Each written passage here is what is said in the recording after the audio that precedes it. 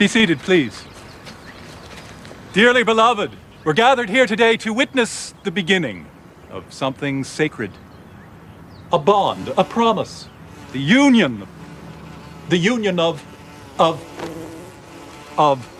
Stuart and Amy. And while a wedding is clearly an occasion of celebration, let us also take this time for sober and solemn reflection.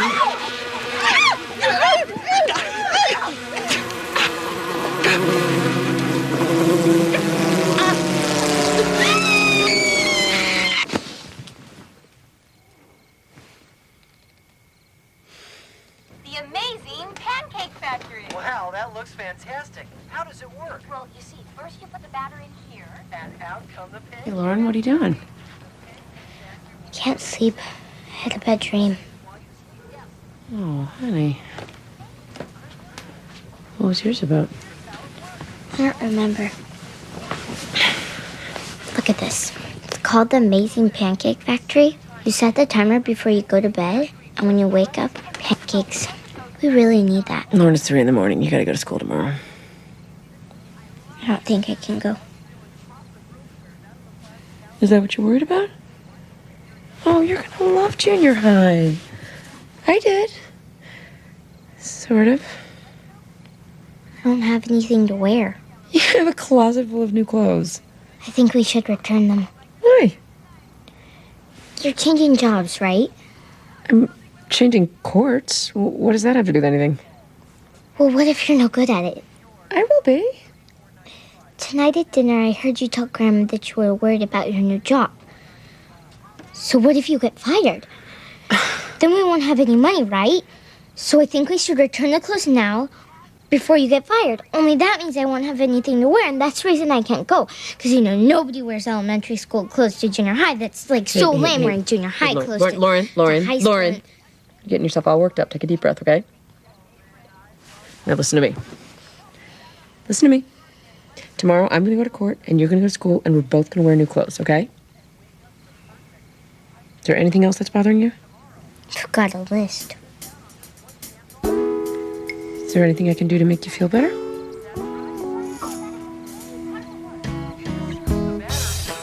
And you have pancakes the next morning. Hand me the phone. All out.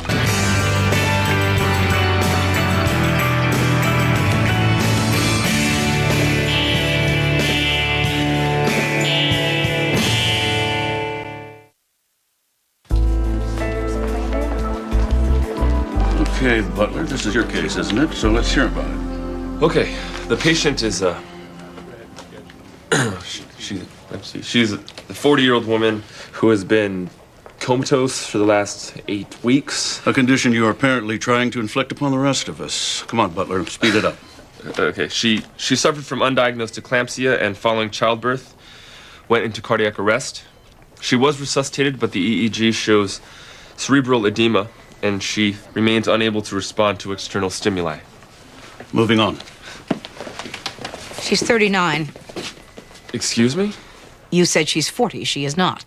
Her name is Jillian Gray. She is 39 years old. She's the mother of 2 boys. A 3-year-old named Ned and a newborn named Walt. You left all that out. 5 minutes. We'll reconvene in the cardiac unit. It's a teaching hospital, Mrs. Gray. All right. Then let's teach the interns to get their patients' age right. I'll have her file corrected. How is she? No change. Look, I need to talk with Peter. If you could have him call me, I've left messages. Dr. Benjamin, my son has a new baby, a 3-year-old, a wife in the hospital, and a business he's trying to hold together. He's running on fumes. Talk to me.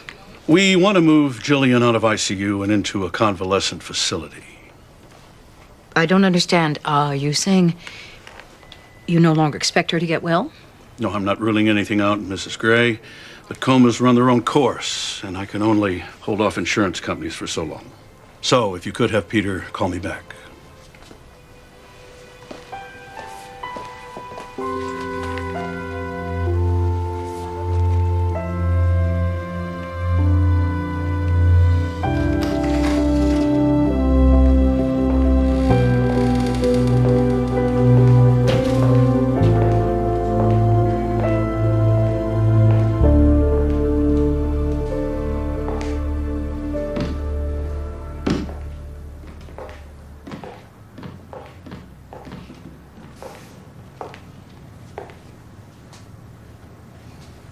Not afraid of heights, are you?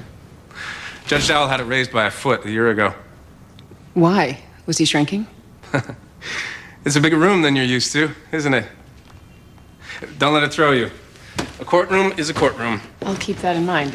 Don't take this the wrong way, but who are you? Spencer. Carl's. And I'll be your clerk. God, I sound like a waiter. Oh, you come with the courtroom. You kind of inherited me. And when you took Judge Dowell's spot on the bench, you got his docket and his staff. I get my own staff. I don't have to share. That's right. Welcome to the 4th floor. I'll be handling research for you. Case law, precedents, that kind of thing. I used to help Dowell draft opinions. I'm an excellent editor, by the way. And the rest of my staff? Louise, court services clerk. Calls cases, scheduling, navigates bureaucracy. You'll meet her when your session starts in about 9 minutes. Please tell me those aren't all for today. Here's the deal. 99% of these are motions Judge Dowell ruled on before he left. What you're about to witness is a massive game of judicial kick the can. You're new. So every lawyer who comes in here today is going to take a shot at getting you to overturn one of Dowell's decisions. It's a freebie to them. Now, I'm not here to tell you your job. No, please. Judge Dowell knew what he was doing. These guys think they can jerk you around once, they'll never stop. Draw a line in the sand, overturn nothing. Maybe I should take a look at those files. Judge Gray, you've only got 9 minutes. I'm a fast reader.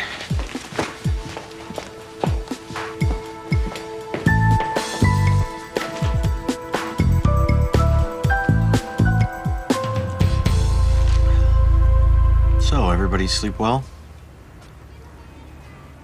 Good. Okay, here we go. Hey, look who's awake. Hey, okay. Shut this. There he is. Okay. All right, okay. Hey, that's my cup. Back off, buddy. Who wants to watch TV? I do. Oh, all right, everybody in the bedroom. Okay. Yeah, here we go. Well, you know that's his favorite cup. How much longer is this going on? What? All this, the babysitting, the Donna daycare center. I'm just helping Peter out, you know, until... Until when? What's the problem? I mean, he's paying me. It's, you know, got the time. It's not like the phone's ringing off the hook with people looking to hire an unemployed court clerk. Nice try. That doesn't work with me. I know your secret. What secret? You're a lawyer. You're not a babysitter. You're not a child care expert. You're a lawyer. No, I'm not. You finished law school 6 weeks ago. Which makes me a law school graduate. I'm not a lawyer until I pass the bar. Which I hear is virtually impossible to do unless you take it. Okay. I realize I may not have a ton of credibility as a career counselor. What are you, the oldest medical resident in America? But please, do it for me. For my mental health. Take the bar and get a job. Yeah. Hand me the Emma, would you? Because this has to end.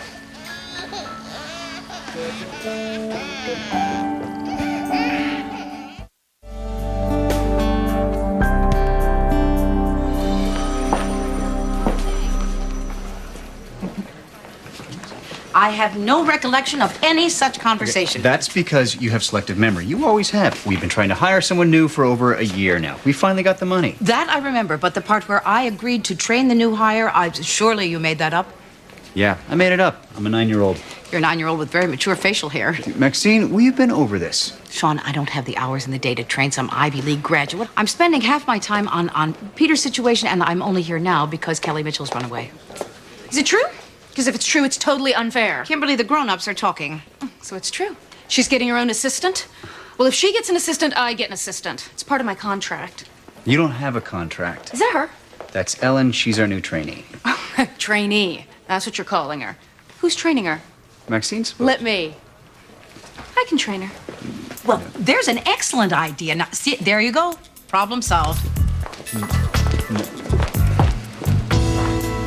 All parties are present, and attorneys' names have been entered into the record. Case number 025229, State v. Lewis. Your Honor, may I take a moment to welcome you on your first day? Thank you, Counselor. Well, I am looking at a motion to review sentencing in the State v. Lewis. This is a second offense, breaking and entering. Yes, Your Honor. However, if you look at my client's record... Motion denied. Excuse me? Motion denied. I agree with Judge Dowell's sentence. Next case. Doing great, Your Honor. Kick this next one back, we can all get to lunch. Lunch. Great. As long as we're clear on our priorities. State v. Daniel Hawkins. My clerk has just informed me that lunch is approaching, so why don't we just skip the part where you two welcome me to the big leagues and get right to the part where you try to take advantage of me because I'm the new guy. Fair enough. The state is submitting a motion for reconsideration. And what is it that you'd like me to reconsider? Evidence, Your Honor. I'd like you to reconsider a motion to suppress the key piece of evidence in the state's case against Daniel Hawkins. Your Honor, it's a ridiculous request. Judge Dowell rightfully suppressed the evidence because it was the result of an illegal search and seizure. The state believes Judge Dowell made an error of law. The search was necessary and legal. Suppress the evidence and you suppress the truth, which is that Daniel Hawkins killed his wife. Just give me a minute. So, Daniel Hawkins was charged with first-degree murder? A year ago, his wife's body was discovered in a landfill. She had been drugged with something called dihipsyl. She was raped and then strangled. 3 months later, During an illegal search of his home. police came across 2 bottles of dihipsyl in Mr. Hawkins' bedroom. As a result of this discovery, an investigation was mounted and led to Daniel Hawkins' arrest. The police had no right to be in Daniel Hawkins' bedroom in the first place. The Fourth Amendment exists for a reason. That's a smokescreen, Your Honor, and a pretty lousy one at that. As Miss Dunbar is aware, there were exigent circumstances. A medical emergency gave them justification for the search into Mr. Hawkins' apartment. This is nothing more than an overeager state attorney's office attempt to pull the wool over the eyes of a novice judge. Is that true, Mr. McLaren? Is that what you're doing? Mr. Hawkins killed his wife, Your Honor. I'm doing what I can to make sure he doesn't get away with it.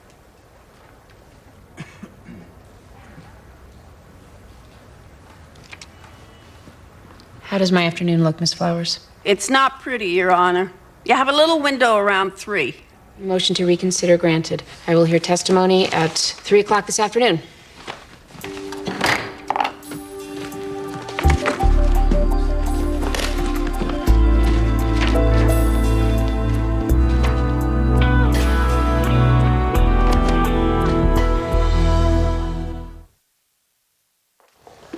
So, first session under your belt. How you feeling, Judge Gray? Hungry.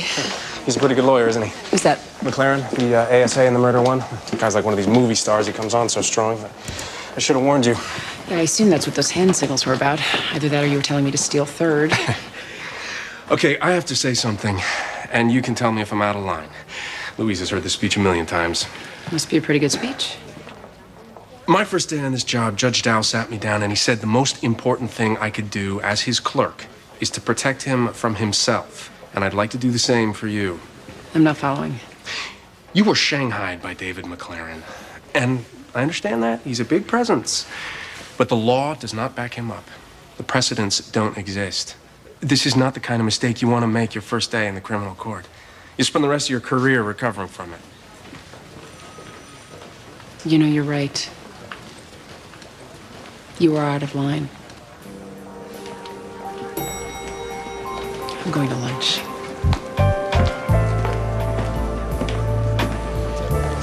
Where are we with Kelly Mitchell? She's still missing. School hasn't seen her in 2 days. There may be a boyfriend. We're trying to reach him. You're gonna have to call the police. Not yet. Maxine. If the police find her, then she's a runaway. She is a runaway. And she'll go to lockup. And this girl has already spent far too much time in gated communities. I'd like to give it another hour. Sorry, excuse me. Does this smell bad to you? Kimberly wants 2% milk for her iced coffee, and all I can find is this, and it's like a week overdue. She sent you out for coffee? She has any more problems with the coffee? Have her come talk to me. Ms. Gray, does she have any siblings in the area? Who, Kimberly? Did she want you to get coffee for her siblings? No, you're missing foster girl. Are there any siblings? That's pretty much the first place we look. Biological siblings and ex-boyfriends, which reminds me, I need to have access to telephone records. Is the foster mother pregnant? Excuse me? The foster mom. I've heard stories where foster kids are displaced because the family has a baby of their own. I don't know, I just thought... Ellen, you grinding those coffee beans yourself? Excuse me. I'm sure you knew what you were doing. It makes one of us. Now, of course I knew what I was doing. I was just hired to rubber stamp some other judge's opinions. 4 years on the bench? It's gotta be worth something. You said it. Sit on, sister. Here. Quit flailing. I need this. What are you doing? I need to measure your finger Why? for the ring. We're engaged, right? Yes, of course we are. We were both there. I said yes. There were tears. I know it was a beautiful moment. However, currently, we don't live together, do we? We don't even have a date for the wedding. Well, there have been extenuating circumstances. Jillian and... Of course. And I understand, but I guess I've just been wondering, how is this, us being engaged, any different than us dating? Oh, well, that's easy. I'll tell you. It is so different. Because... Exactly. This is why I want you to have a ring. You want a ring, don't you? Yes. Yes, of course I do. But... Can I go with you when you pick it out? I guess. It's... Just... Don't take it the wrong way. You know I love you. I would just prefer not to be surprised.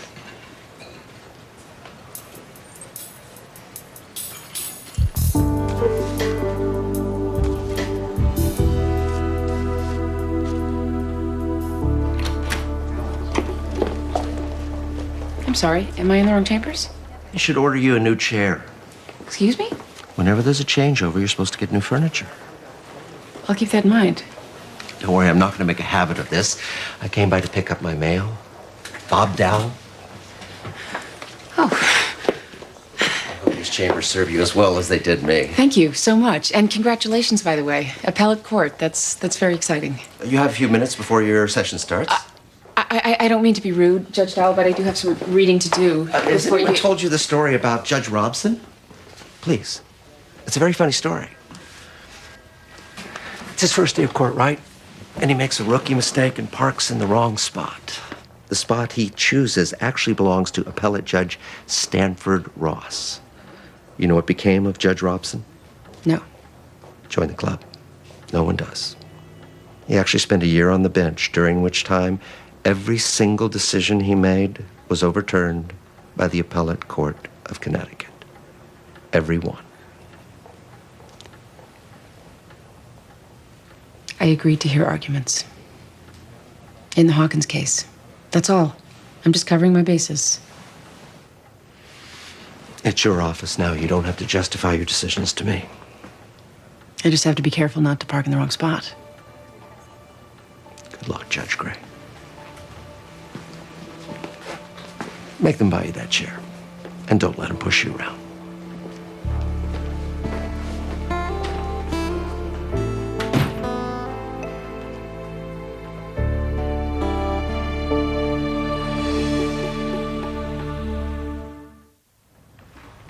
Officer Paxton, do police officers regularly accompany paramedics on 911 medical distress calls? No, not regularly, but it happens. Why did it happen this time? We all recognize the address, Mr. Hawkins' name. A bunch of us, we gotten to know the guy after his wife went missing. And so without a warrant, you used the 911 call to search his apartment to look for evidence to tie him to the crime. That's not true. We went over there to help. We all liked Danny. And when I saw him passed out on the floor, the EMT said that it was an intentional overdose and that he was gonna die if we couldn't find whatever it was he had taken.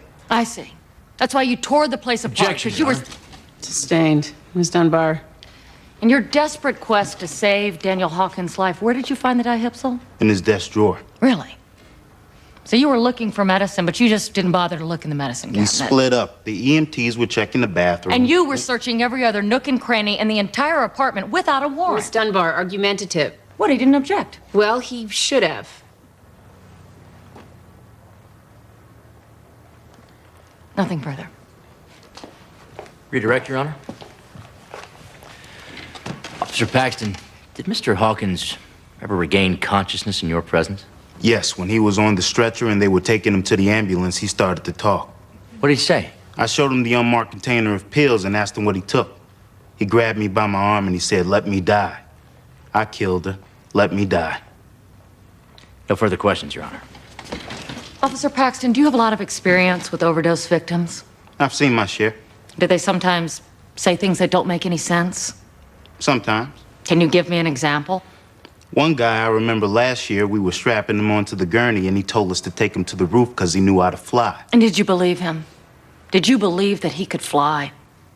No, ma'am. No further questions. The witness is excused. Your Honor, if it wasn't clear before, it certainly should be now. The state has no grounds. This is textbook illegal search and seizure. Judge Dowell saw it, and in my opinion, you would have to be blind and deaf not to reach the same conclusion. We don't live in a police state. The defendant has rights. And so do the people. They have a right to be protected from a man who killed his wife. Your Honor, he confessed. How about we don't bend over backwards and try to pretend that this man did not confess to killing Linda Hawkins because we're afraid that somewhere down the line it might get overturned by an appellate court. Excuse me. Lawyers, approach the bench. Have either one of you ever spoken to a judge the way you just spoke to me? I'm not sure what you're talking about. I have no interest in bringing contempt charges against you and throwing you in jail. Not on my first day. But look at the clock. My first day's almost over. We clear? Dismissed.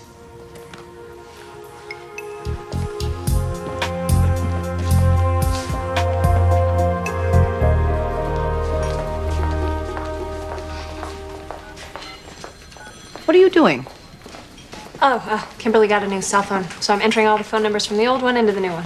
Ah, that higher education finally paying off, is it? Yeah, Maxine, if you don't mind, leave my trainee alone. Excuse me, Kimberly. You've got 3 different numbers for your gynecologist. Do you want me to save all of them? Everyone's gynecologist has 3 numbers. Ellen, put the phones down. Maxine. You have completed this portion of your training. Congratulations. Come with me. Oh, that's just perfect. Now who's supposed to take Norma Ray to the vet? I owe you an apology. You were my responsibility, and I threw you to the sharks. It's not a big deal. I just figured, you know, everyone pays dues. Yes, well, there are do's and there are do's. Have you met Norma Ray? The cat has worms the size of shoelaces. Did you find your runaway? You were correct. The foster mother is pregnant. She found out last week. Was that a lucky guess? I don't know. You were in the system yourself, weren't you? I went in at 6. Stayed for 7 years. What happened when you were 13? I got lucky. I found a family. They pulled me out of a group home. You didn't mention anything about your background in your application or during your interview. Didn't you think it was relevant? I don't know. Ellen, consider this part of your training. You need to stop answering questions with "I don't know."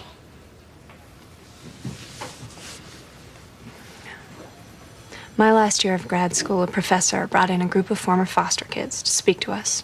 They talked about what it was like growing up in the juvenile system, how they managed to survive. And afterwards, I went up to one of them.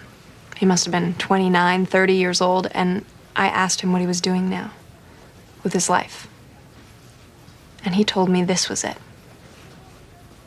This was what he was doing. Visiting schools, talking about surviving his childhood.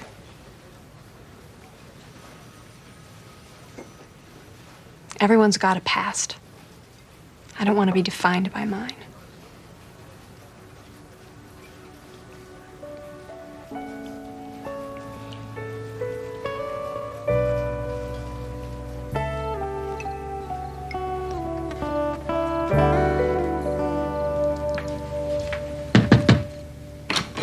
Hey, Lauren.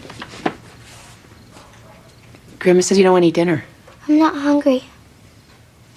Well, the first day of school is always the worst. I don't want to talk about it. Okay. It's too big. They only give you 3 minutes to get to your classes, and I got lost trying to find the gym. I've got all the wrong clothes. The teachers are mean. The kids are the worst. I cried during lunch. I'm not going back. What happened at lunch? I dropped my tray and bumped into some 8th grader, and my whole lunch fell on the floor. Everybody was looking at me. The whole place. They started clapping. I couldn't help it. I cried.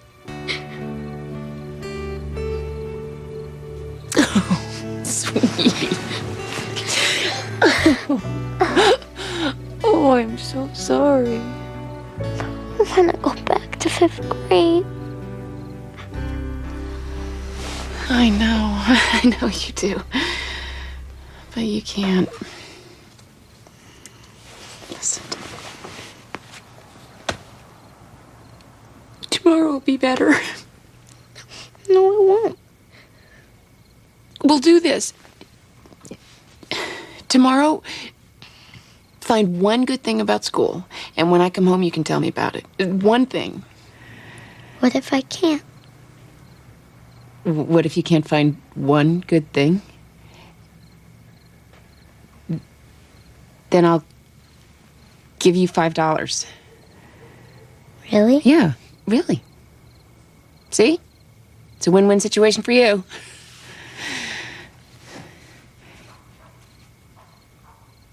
Well, I'm gonna go eat. Just, let me know if you get hungry. Okay.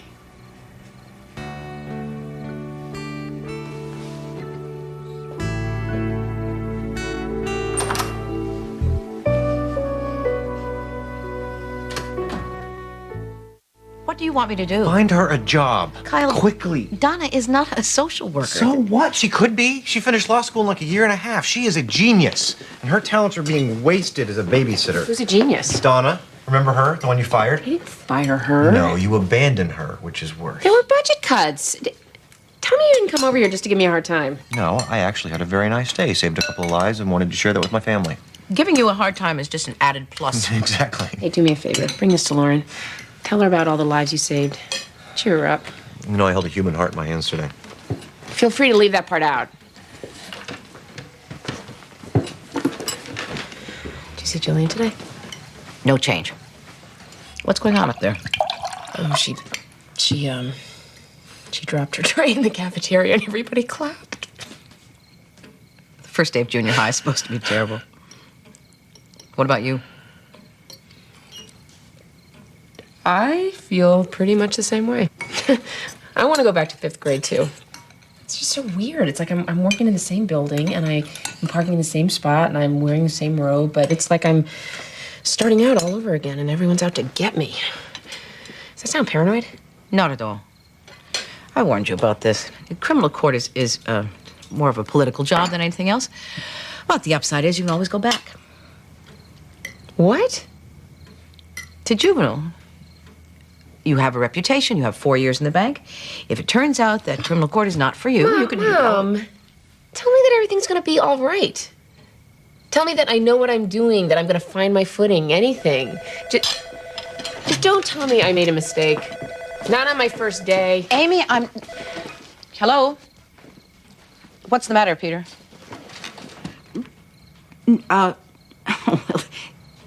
Peter, everything will be fine. I'll be right over. He's a mess. Ned is staging a hunger strike. The baby's sick. And Donna is at the movies. I'll go. I haven't seen him for a few days. I'll go. Amy, you're going to be all right. You know what you're doing, and you'll find your footing. Just make sure Lauren eats something, okay?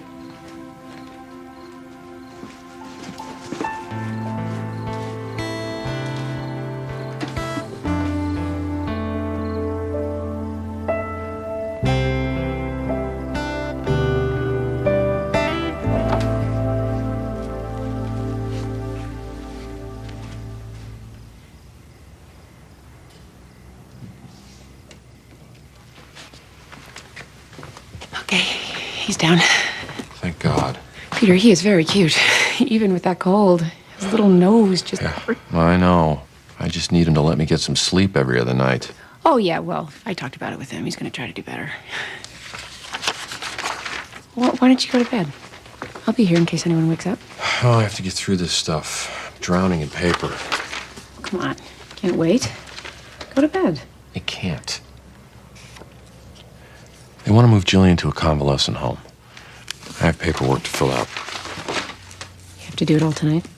Well, I was supposed to do it weeks ago, but I kept letting it slide. It's not like me. I've never been late paying a bill my entire life. Come on, Peter. Give yourself a break.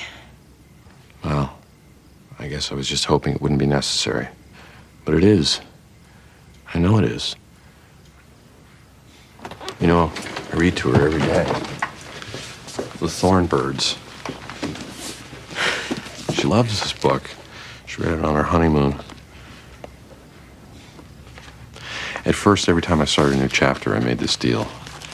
I told myself, before I finish this chapter, she's gonna wake up. Well, you heard what the doctor said, Peter. Anything can happen. Yeah, he did. I just don't believe it anymore. I'll go. No, he'll want me. I got it.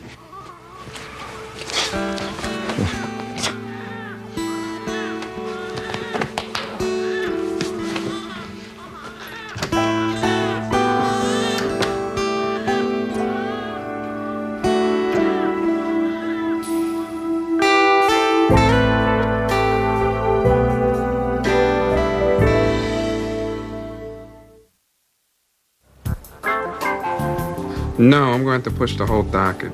My judge won't be in until 11. Yeah, no. Let me call you back. Hey. Hey. What, you get lost? No, I was halfway down the hall before I realized I was going the wrong way. Well, this place looks pretty much the same. Except for the sailboats. Your new judge, he's a big yachtsman. She has never set foot in the ocean. I think she just likes boats. This was a good room for me, wasn't it? No comment. How long are you going to stay and greet me for leaving? Mr. Van Exel. Judge Bell, this is Judge Gray. Oh. We used to work together. Oh, yes, I've heard quite a bit about you. I understand you're already making quite a name for yourself upstairs. A name? Well, I wouldn't go that far. I've only been there a day. I have another painting in the back of my car. I was wondering if you could help me bring it in. Sure, I'll be right there. Best of luck, Judge Gray. Thank you. Bruce, am I making a name for myself upstairs? Come on, you hear things. Remember when you started working here 4 years ago? There'll be bumps in the road. You'll get past them. How did I get past them then? I don't know. I guess you figured out which ones to avoid and which ones to flatten. I think I was a lot smarter then. No, you weren't.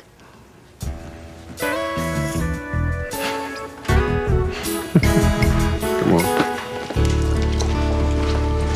How did you get back in here? It wasn't too difficult. I walked. Place isn't exactly the White House. I understand you had a room of your own at the Rackhouse. Your foster mother said that you were starting to like school. You made some friends. Yeah?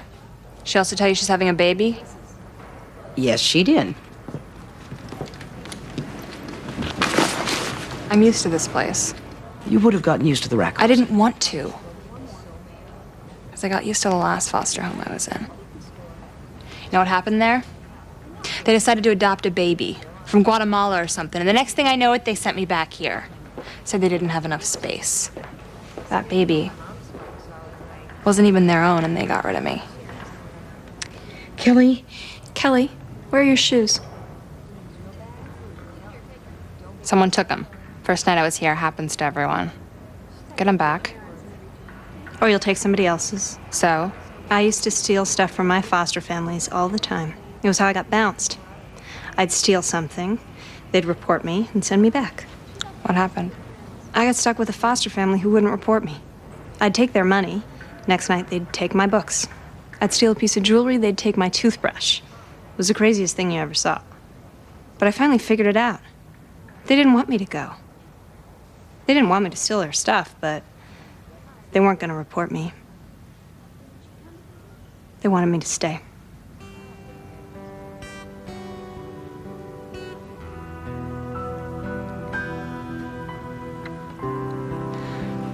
What happens when they have their baby? Kelly, give them a chance. Occasionally, people will surprise you.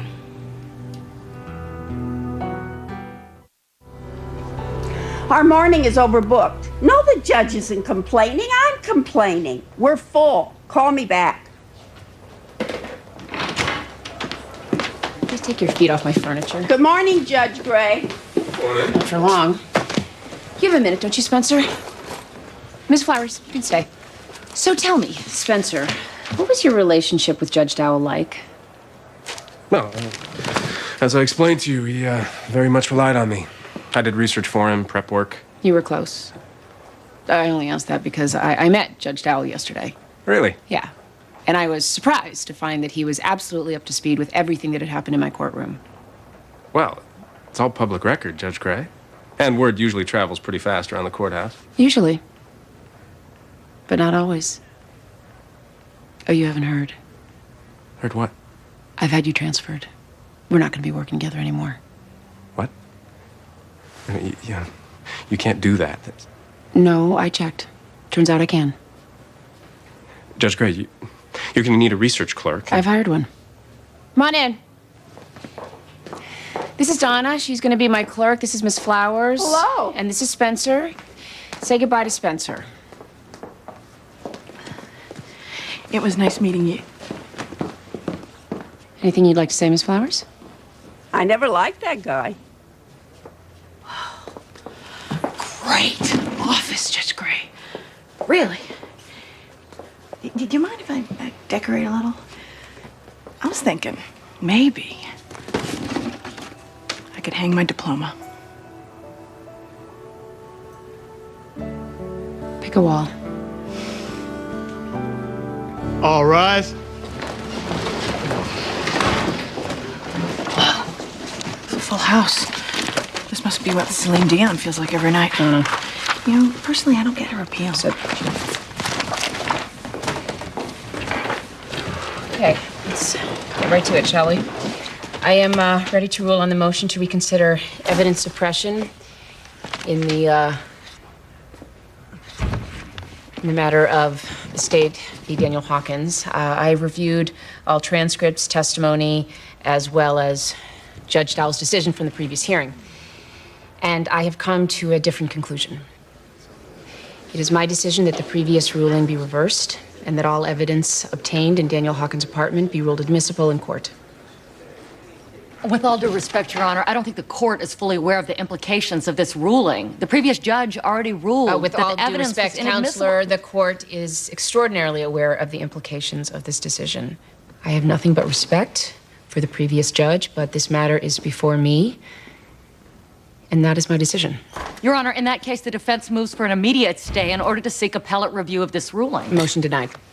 We are proceeding to trial, Ms. Dunbar. If you aren't happy with the outcome, you are free to seek appellate review at that point. Believe me, we will, Your Honor. Is the state prepared to proceed to trial? We are. Defense? We will be. Ms. Flowers, when can we expect to hear opening statements? Tuesday at 9:30. Tuesday at 9:30 it is. Thank you.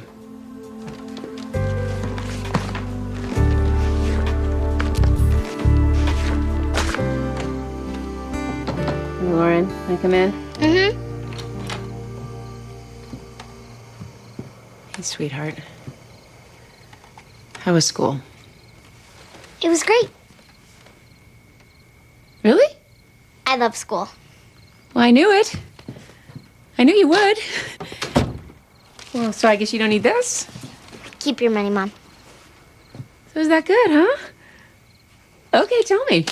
What, you found some great new teacher, right? Met some new friends? I met a guy. What? His name is Victor. He is so cool, and he totally likes me. Victor.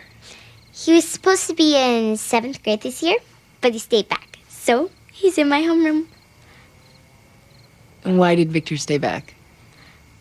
I don't know. Some misunderstanding with our principal. Mom. But you know what Victor said? He said it was because of fate that he stayed back. Fate. Because if he hadn't stayed back, he would have never met me. Isn't that like the nicest thing anyone has ever said?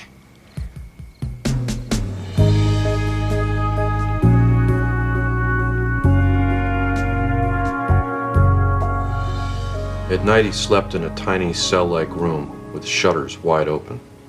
In the hush of dawn, he celebrated a solitary mass. During the day, he walked, No one bothered him. He bothered no one. But as he passed, the dark eyes of the peasants would follow him in slow amazement, and every face would crease deeper in a smile. It was hot and so quiet and very sleepy. Perfect peace. Who stays back in the 6th grade? Juvenile delinquents. She'll have a date for the wedding. It's not funny. Speaking of the wedding. 6.5. What? That's my ring size. 6.5. Don't surprise me. Are you sure? Because if you want to come with me. No, I don't. I trust you. Okay. I'm gonna go first thing tomorrow.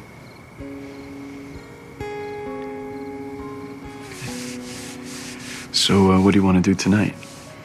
Well, I happen to have come into some money recently. Huh? Buy you an ice cream? And after the ice cream? Let's just see how that goes.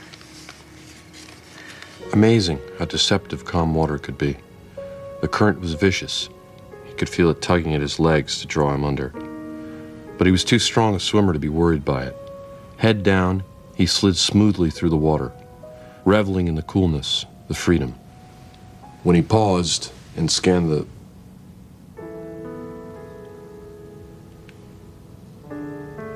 Jillian?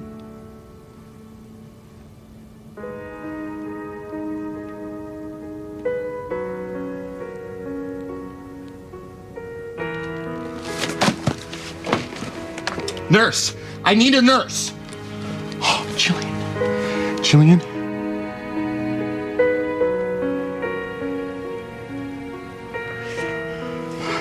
Oh, Jillian.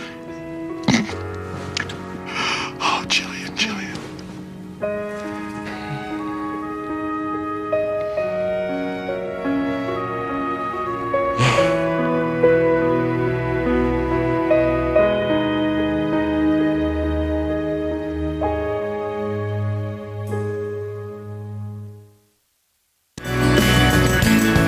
Coming up next on TNT's Prime Time in the Daytime, McCoy's negotiating powers. Previously on Judging Amy. Amy, I love you. Will you marry me? Say hello to your son. What a miracle. But I don't want easy. I want you. What is it? What's going on? Open the crash cart. All right, get a set of vital signs. Roll her to her side. She's bottoming out. Reduce the epidural. I have a lunch. Sloan Kettering people. You're kidding. You're taking the job? I'm talking to them about a job. Peter, everything will be fine. I'll be right over. He's a mess. This is nothing more than an overeager state attorney's office attempt to pull the wool over the eyes of a novice judge. Is that true? Mr. Hawkins killed his wife, Your Honor. I'm doing what I can to make sure he doesn't get away with it. Jillian? Nurse! I need a nurse! That is so great. Maybe she can come to dinner this week. Well, right. I mean, if she feels up for it. Okay. We'll tell her how much we love her. Okay. You too. Bye. You're sending Jillian home from the hospital. Can you believe it? Yes, I can. Why? It's a miracle Jillian got pregnant. It's a miracle Walt is all right. It's a miracle Jillian woke up. Why would God stop now? I thought you gave up coffee. I thought you gave up nagging.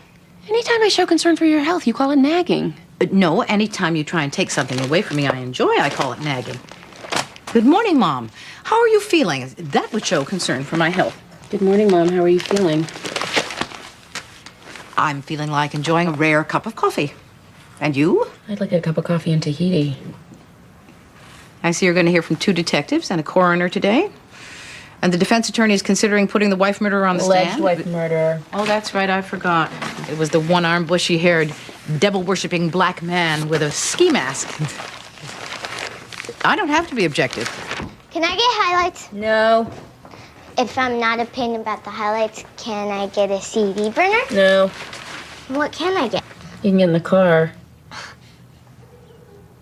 Hey, look. You're in the paper. Here's your lunch money. Is that the wife murder? Putting your lunch money in the back of your backpack. Your mother can't talk about it. She has to be objective. What does that mean? It means that here in America, the man is innocent until proven guilty. And since all the evidence is just now being presented, it means that no one, least of all my immediate family, should refer to the defendant as the wife murderer. Are you going to be on TV? I don't know. Maybe. Like on the news? My friends might see it if their parents have the TV on while they're eating dinner. It's entirely possible. Okay, Mom, I am serious. Do not embarrass me. I'll do my best. Especially don't do that thing where you run sentences together and use a lot of big words just to make people feel stupid. I'll try not to do that thing. How long does this phase last? Until she's 38.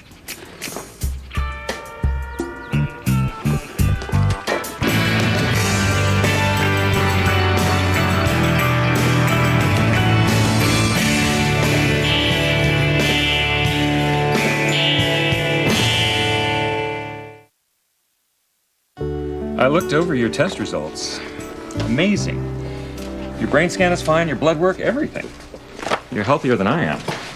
Dr. Benjamin said the same thing. Yeah, right before he gave us the name of the physical therapist. Did he mention you might notice an increased sensitivity to alcohol and medication? You should be aware of that. Well, I guess I better cancel that evening of bar hopping I had planned. No, just make sure you have a designated driver. So this previously undiagnosed eclampsia, I'm wondering how it came to be undiagnosed. We've been through this, haven't we? I think Jillian should hear. Sometimes we miss it. Your headaches were consistent with being 9 months pregnant. Your blood pressure was only slightly elevated. And I'd canceled my last 2 appointments, so it's really all my fault. An undiagnosed medical problem is not your fault, honey. You're not a doctor. Peter. What about her feet swelling? Even I noticed that. Again, that's a common occurrence in the third trimester. Dr. Miller, I think what my husband is trying to say is thank you very much for saving my life. I don't mean to sound ungrateful, but I just want to make sure I understand why her life needed to be saved. Peter, it's what we in the medical profession refer to as just one of those things. Meanwhile, you have a healthy wife and a healthy son. So stop worrying, go home, and enjoy them.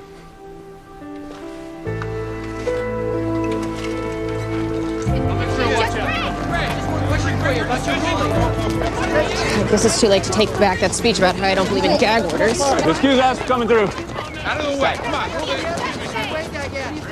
Let's talk about our wedding. What about spring? Garden wedding in early spring. What could be more romantic? Eloping at Christmas.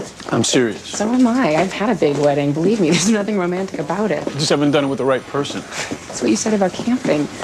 Besides, when am I going to have time to meet caterers and pick out invitations and all the other bazillion things? I could do all that. You? Yeah, where is it written only the bride can hire caterers and florists and all that stuff? I'm pretty sure it's written in a lot of places. Look, it's only fair. I want the big wedding. I should do the work. Well, you like the ring, don't you? I love my ring. And I fell in love with you. How much more proof do you need that I have impeccable taste?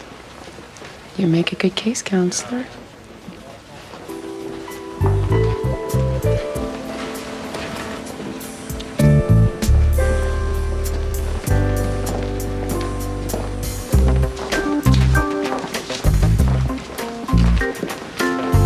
Everything okay? Stu's gonna plan our wedding. Cool. Is it? Wait, you think so?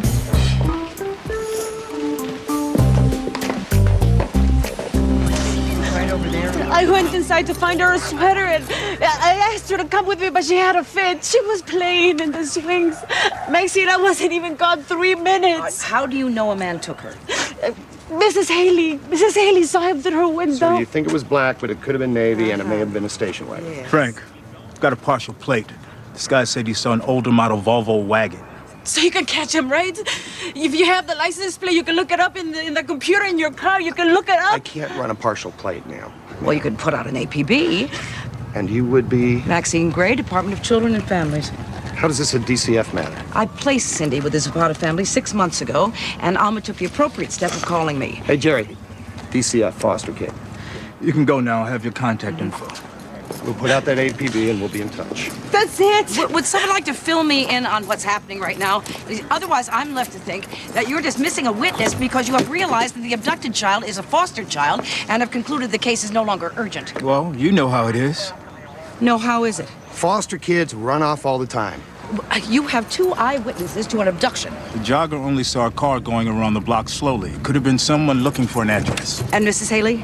Called last month to report aliens taking pictures of her house. Well, there could be other witnesses. And you're welcome to hunt for them. But I think your time is best spent calling little Cindy's last 3 foster homes. Wait just a moment. Just wait a moment. Wait, one moment. Just a moment.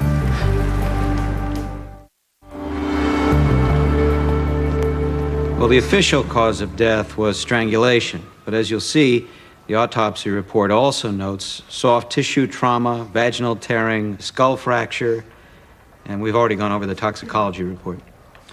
So you're saying that Linda Hawkins was drugged, raped, strangled, and beaten? Definitely drugged, probably raped, definitely strangled, and definitely beaten. In that order? Yes. Why do you say probably raped? Well, there was no semen, so I can't be certain, but there was vaginal tearing, and so in context, it's safe to assume rape. What of this lack of semen? It's not uncommon. Because today's savvy rapist is too smart to leave behind his DNA? Objection on about 15 grounds. Sustained. The order of events. How'd you determine that? Well, the skull fracture was a post-mortem injury. I can tell that because there's no subgaleal hemorrhage, no bruising around the wound, which means the heart wasn't pumping blood at the time it occurred. So, Dr. Land, in your experience, is it typical for a rapist murderer to inflict post-mortem injuries? Objection, Your Honor. Dr. Land is not a criminologist and therefore not an expert in the behavior patterns of the, quote, typical rapist murderer. Your Honor, I'm asking Dr. Land to testify about his own experience, an area in which he is, in fact, the only expert. I will allow Dr. Land to answer the question with the qualification that he is speaking about a hypothetical situation. No, it is not typical, in my experience. So, Dr. Land, in your experience, the typical rapist murderer vents his frustration, his rage in the process of the rape murder. There's no need to beat up a dead woman unless, of course, for example, he's trying to stage a violent struggle which never actually took place. Your Honor. Withdrawn. No further questions.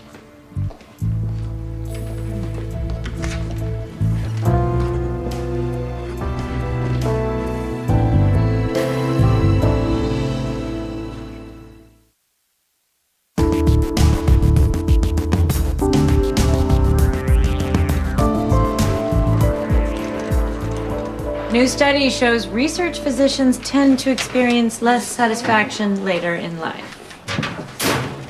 Who put this on my locker? It's a mystery. I'm going to Sloan Kettering in 5 weeks. You better get used to it. Okay, but when you come to me later in life complaining of no satisfaction... All hands on deck. Busload of Shriners with food poisoning just pulled in. Waiting room is full, and oh yeah, there's vomiting. Yes, I'm going to miss this. Dude, what is going on with you and Lily? Absolutely nothing. My information says you're a liar. You need better information. My information says there was smooching. Boy, dude, be a guy. Guys don't say smooching. Yeah, well, guys also don't withhold vital information regarding sexual conquests, which might provide vicarious thrills and/or late-night fantasy material for your less fortunate cohorts. Thank you. This conversation just made Shriner vomit seem like an appealing alternative.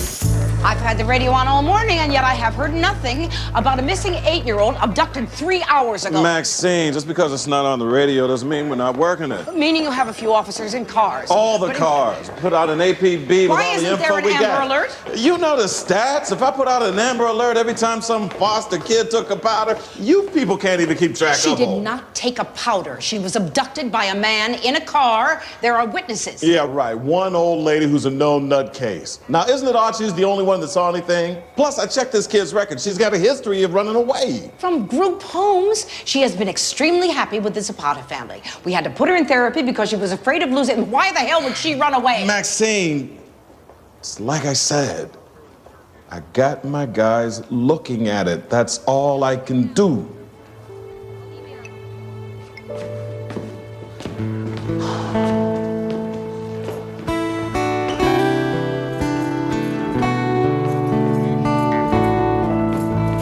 want to overdo it. You're not training for the Olympics. I feel fine. I really think that Peter is the one who's overdoing it. Honey, you should take the home nurse and anything else the insurance company will pay for. You got a baby and a toddler. Now, when you think you're going to get a chance to rest again? Gwen, I was looking at your resume. I noticed that you've done a lot of hospice work. Ooh, yeah. I had to take a break from that, you know. I got burned out. I can imagine. I just wondered, did you ever revive anyone? Or talk to someone after they'd been revived? Well, that depends on what you mean by revive. I've worked with a lot of people in and out of comas. No, I mean people who died. Has anyone ever talked to you about a near-death experience? Oh, no, honey. Most of the time when my people saw the light, they just kept on going. Why? Did you go through the tunnel and see your Uncle Fred and all that? Me? No, I just wondered.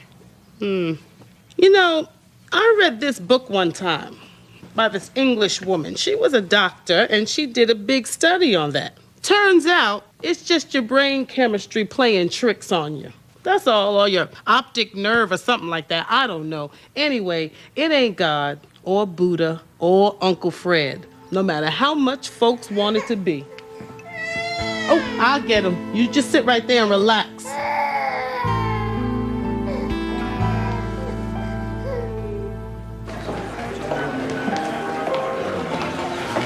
Okay, here's the plan.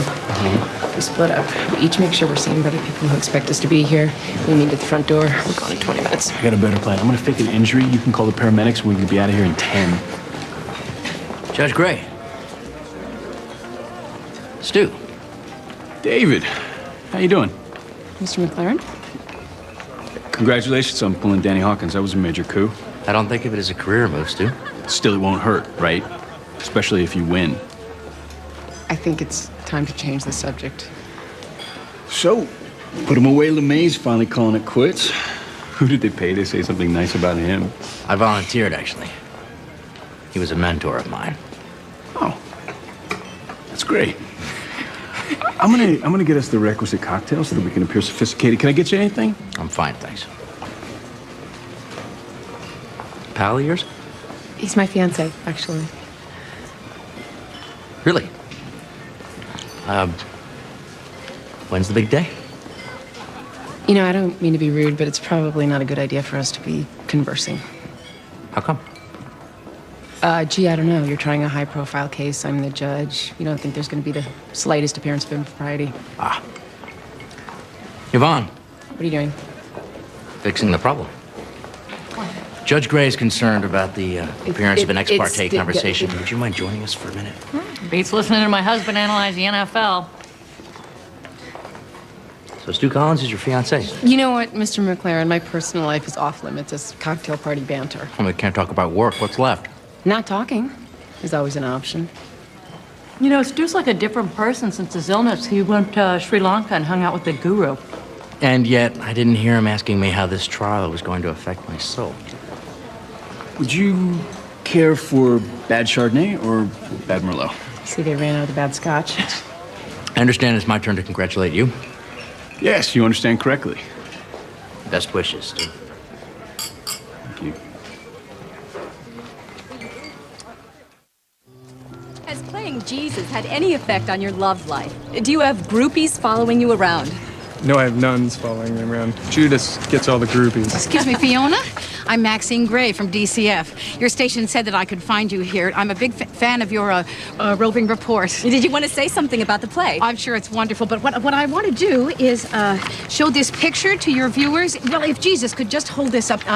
This is Cindy Zapata. She was abducted yesterday from her yard on Darlington Court by a man in a dark station wagon, partial license plate JMG. Now, you're probably going to ask me if an Amber Alert has been issued, and the answer is, unfortunately, no. Cindy is a foster child, and as you can see, she's a little on the plain side, and apparently the Amber Alert system is only for angelic-looking blonde children from wealthy families. Well, that's not literally true, but I am prone to pithy, hyperbolic statements when I'm extremely angry, yet trying to behave. I'm sure I don't have to explain that to you. So if you could just ask your viewers to call the Department of Children and Families if they have any information, I'll get out of your way before men in uniforms show up to haul me away. So it's a JMG, Dark Station Wagon. Cindy Zapata, thanks so much. And thank you, Jesus. Who was that?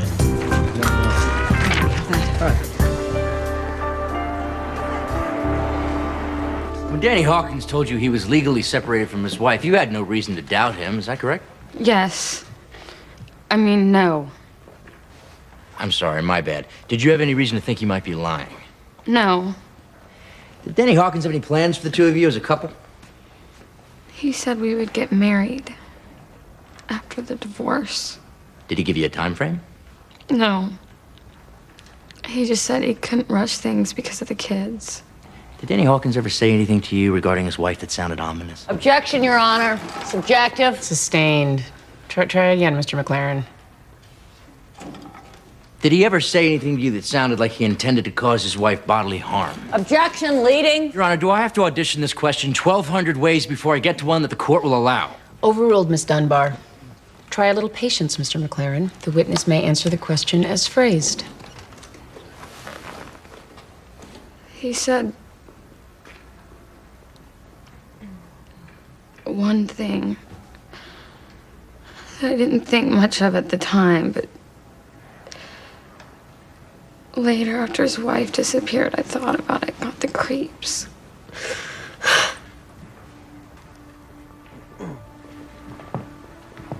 What was it he said that gave you the creeps?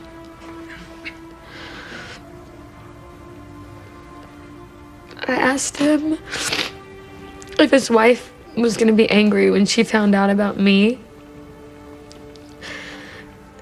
And he said, "Don't worry, my wife is not gonna be a problem."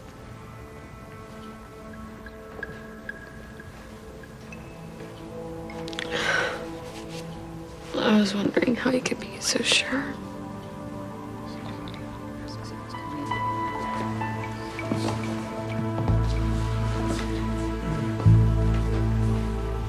No further questions, Your Honor. Cross, Your Honor. Go ahead.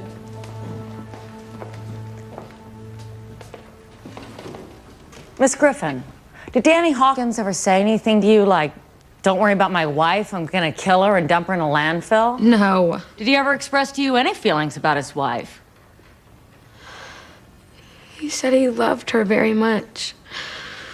But that they should have stayed friends and never gotten married. Did you believe him when he said that?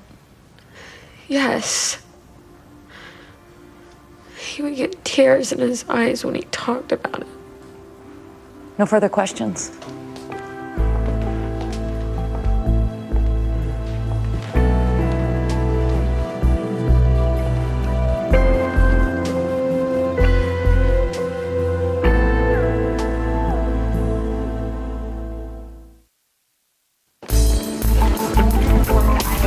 Okay, here's the deal. Barnes told Simpson that the admitting nurse said she saw two doctors who looked a lot like you and Lily making out outside of OR8. Well, if there was any making out to be done, OR8 would be the place to do it. It's a very romantic operating room. Give it up, Lloyd. There's nothing going on. Kyle, come on. Gunshot wound to the sternum. Take over CPR.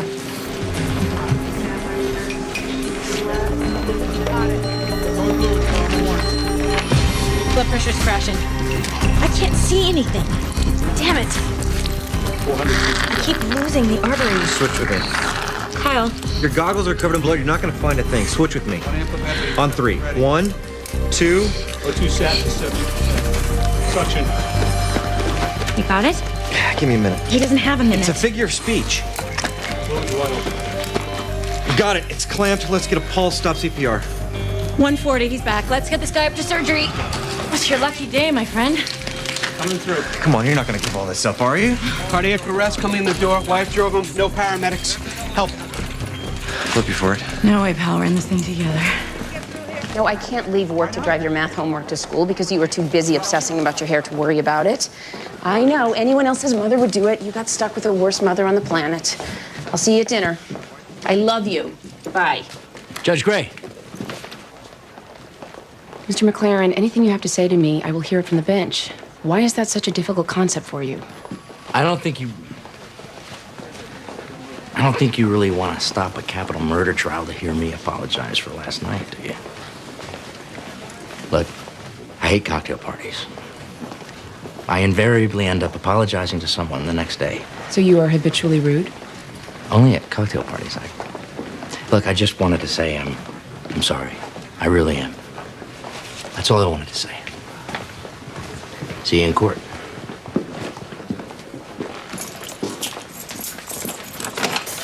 Open the elevator. Don't make me run.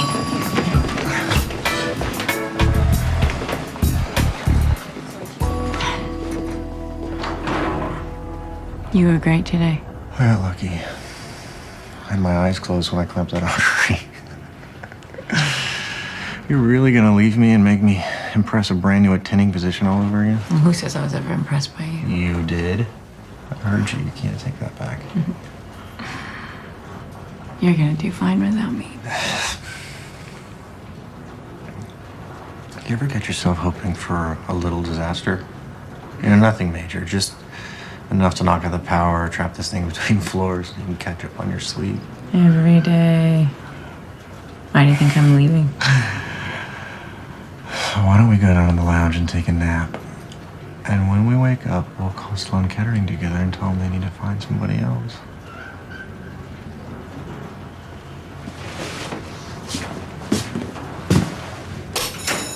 What are you doing?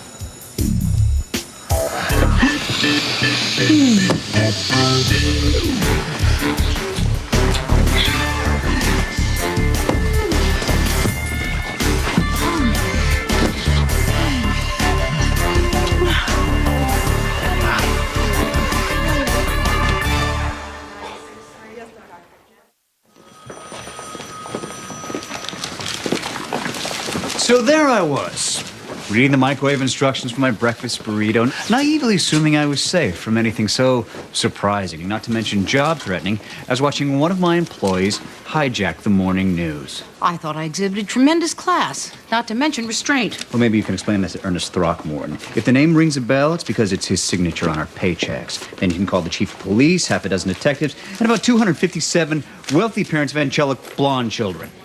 Everything I said was the truth, and you know it. Well, we'll have lots of time to debate that when we're sitting on the unemployment line together, won't we? Maxine. Yes, I know. Just add it to the pile. I think you're going to want to see these right away.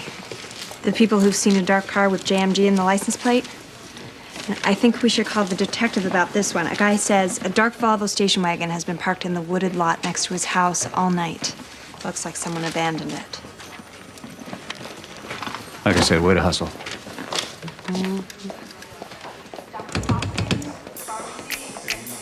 Come on. God. It's about time. How long were you two stuck in here? Was it stuck? Dude, your scrubs. Oh, yeah. So no, sometimes I'll do that. I'll tie him in the back. But I gotta go. Check stuff.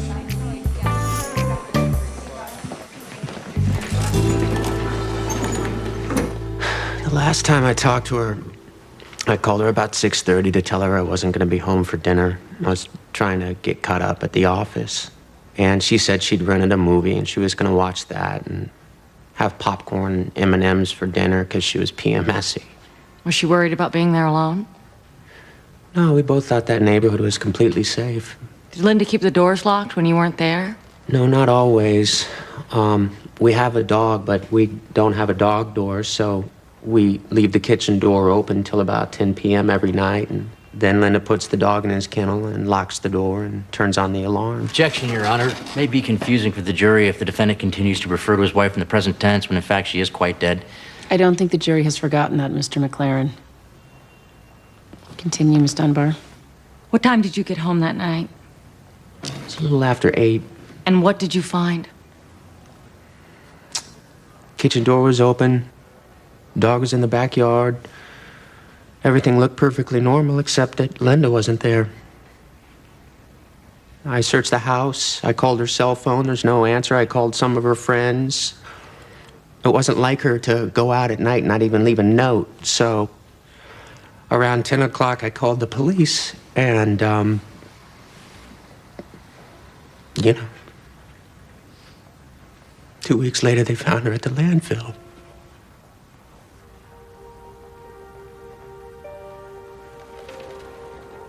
Danny, are you responsible for your wife's death?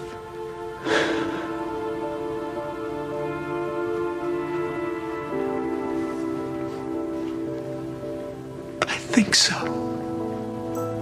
You think so? It's my fault that door was open.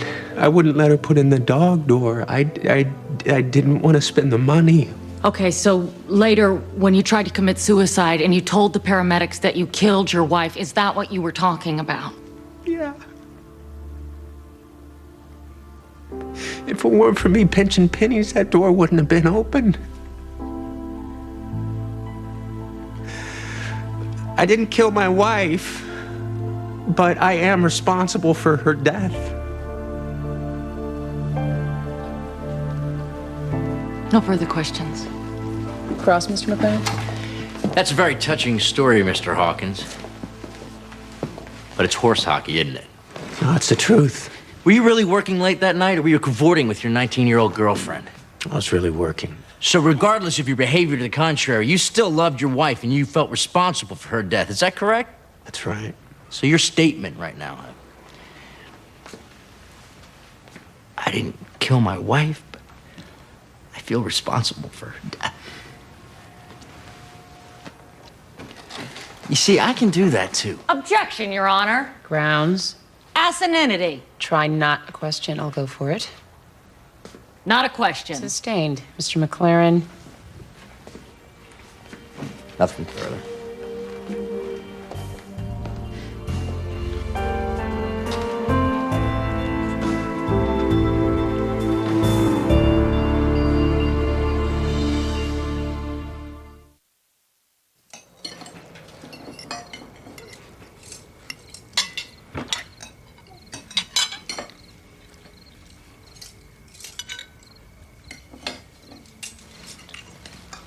So you don't remember anything about being in a coma? No, I don't, honey. Do you remember anything about dying? Not really. Let's talk about something happier that's all behind us now. Who else had a good day besides us? I had a great day. What was great about it? I saved 2 people and I played well with others. I can't believe Jillian is just sitting there, perfectly normal. Do you feel perfectly normal?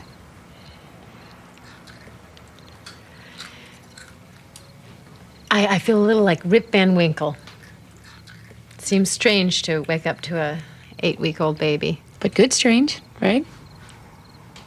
Yeah. Jillian, you don't have to feel pressured to be relieved to wake up from a coma you didn't know about. We're all so grateful, we're just stupid. And you're going to have to put up with that. I'm very grateful. I feel a bit disoriented. It's Sean's car. There ought to be an ordinance against ringing people's doorbells after dark.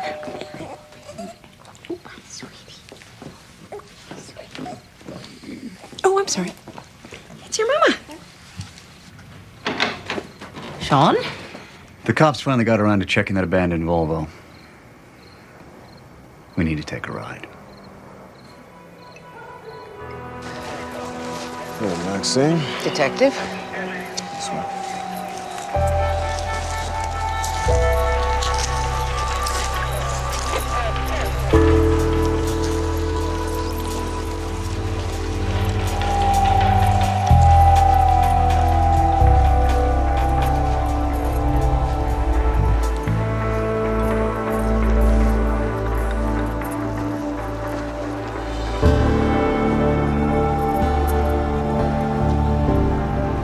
Yes, that's Cindy. I'll call Oma. No, I will do that. Maxine, even if we'd have put the Amber Alert out, you don't know that we'd have found her alive. And you don't know we wouldn't have. I followed protocol. I hope you find comfort in that.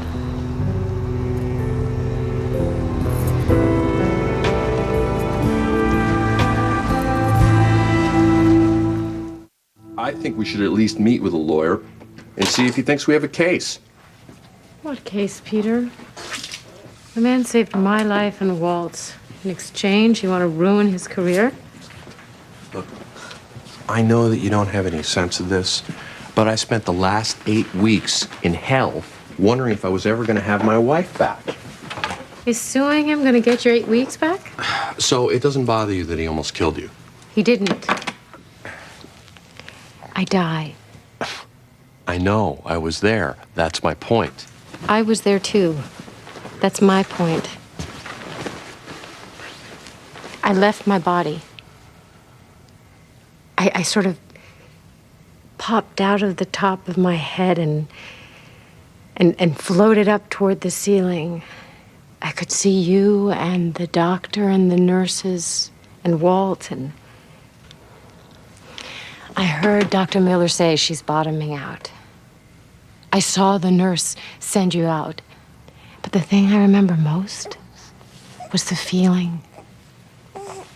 This incredible peace. It was like nothing I'd ever felt before. I didn't mind that I was dead. I didn't mind that I was leaving you and the boys behind. I was fine with everything. It was glorious. And then Dr. Miller shocked me with the paddles, and I could feel myself going back into my body. That's all I remember until I woke up. I'm sure dying does some weird stuff to your brain. Is that it? Is that all you're going to say? I'm glad it was peaceful. What do you want me to say? Do you believe me? I believe that's what you think happened.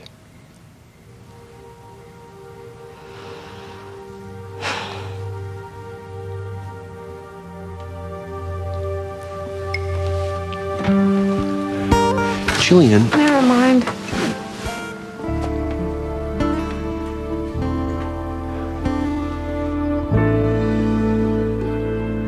Here's the defense's version of the story. A rapist broke into the house, and instead of hitting Linda Hawkins over the head with his fist or a lamp, he rummaged around in some drawers until he conveniently stumbled across Danny Hawkins' supply of dihipsyl. And then somehow, he forced Linda Hawkins to swallow a couple of capsules. And then he raped her. Then he strangled her. Then he beat her up and took her for a drive and dumped her body in a landfill. Weigh that against this possibility. Here, honey, I made you a Mai Tai. Because I need to knock you out in order to stage a rape and a murder and an abduction. So I can get rid of you and collect on a $500,000 life insurance policy I just happened to purchase right after I went wiggy over a 19-year-old girl. The jury has been sequestered since yesterday at 3 p.m., and there's no... Wouldn't surprise me if they acquit him. It should take a monster to have committed that crime, and there he sits, all handsome and wholesome in his navy suit. Clearly not a monster. Are we done with being objective? We're not. My part's done. Is that bothering you? Well, this is the part that I'm good at. Wading through the crap. Coming up with the right answer. Besides, I'm used to situations that are still salvageable. I mean, this thing, even if it comes out the right way, it's not like there's any redemption in it. Putting this man away redeems the whole world a little bit, don't you think? But I won't have done it. What difference does that make? I can't believe you don't understand this. Amy, you took this job. You wanted to play in the big time. You would rather be refereeing some legal ping pong match than playing in the kiddie pond, where you might actually do some good, but no one notices you and your picture's not in the paper, so it's not worth anything. Excuse me. I didn't go looking for this job. It came to me. And my picture is in the paper because it is a very big deal to preside over a capital murder case, no matter how much you want to belittle or minimize it. One of my unimportant foster children was murdered yesterday. Her picture wasn't in the paper until she was a corpse. So I am not in the mood for existential wrangling and pseudo-angst. I'll try and be more sympathetic tonight.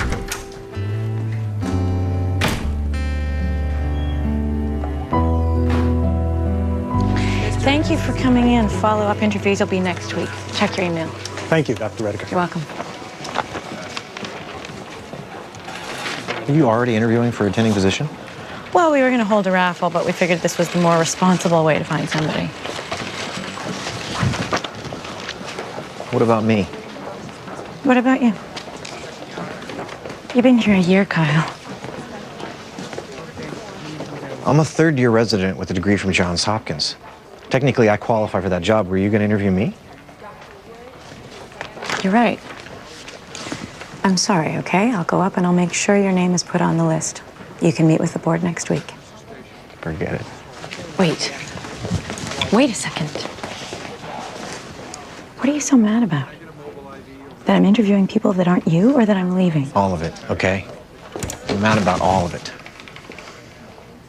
Wait, did you think that because of what happened yesterday, did you think I was going to change all my plans? I thought maybe you'd take a moment, maybe a day, and think about it. I'm leaving, Kyle.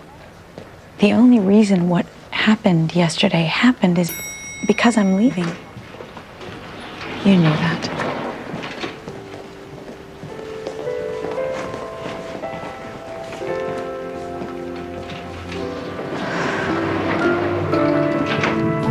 All rise.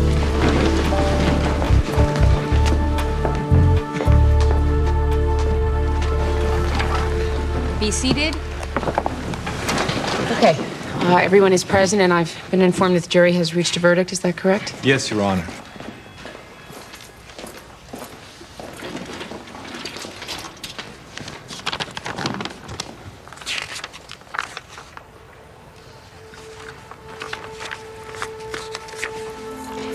In the case of the state of Connecticut v. Daniel Hawkins, alleging murder in the first degree, how do you find the defendant?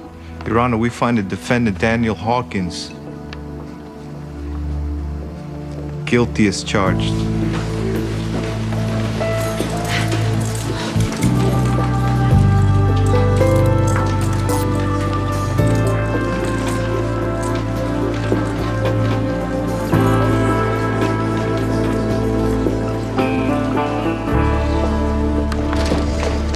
First up tomorrow is a motion to suppress evidence. Well, all the attorneys are probably a little nervous now that you nailed your wife killer. I didn't nail him. He's not my wife killer. You know what I mean. So you gonna have sleep last night? I'm sorry. I didn't mean to imply that, you know, you're crabby or anything. Or that you look tired. I'm gonna be hitting the road now. I'll see you tomorrow. Here.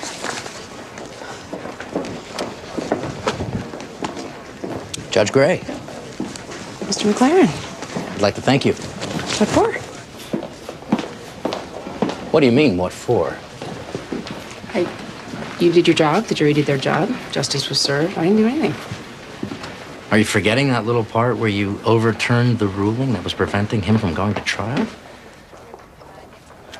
Do you always get this worked up over all your cases? Anything wrong with that? I can't really see you live until 97. I'll see you at the sentencing hearing. If not before.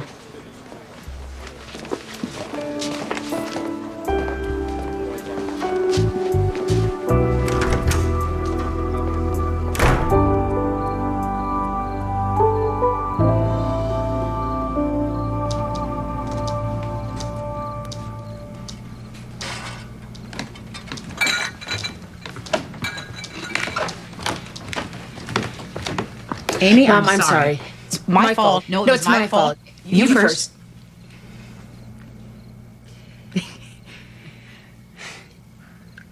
I feel better now. Oh. Yeah, I think I just have some control issues about this job. I see. Or life in general. But I guess I get that from you, huh? The control thing. So that's my fault.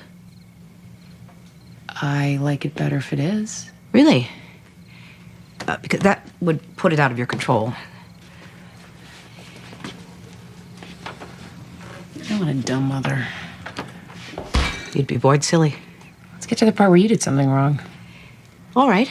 I took out my job frustrations on you. And I personalized your turning your back on the juvenile justice system. I don't think that's what I'm doing. Yes, I know. I kept a wife killer from getting away with murder. That's not a bad way to spend your time. No, it's not. I'm sorry. I've had a bad couple of days and months. I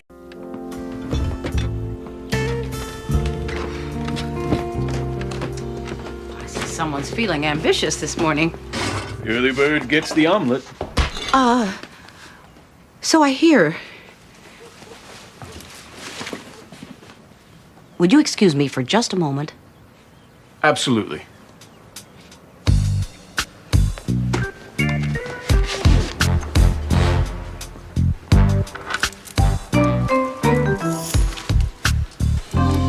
Good morning.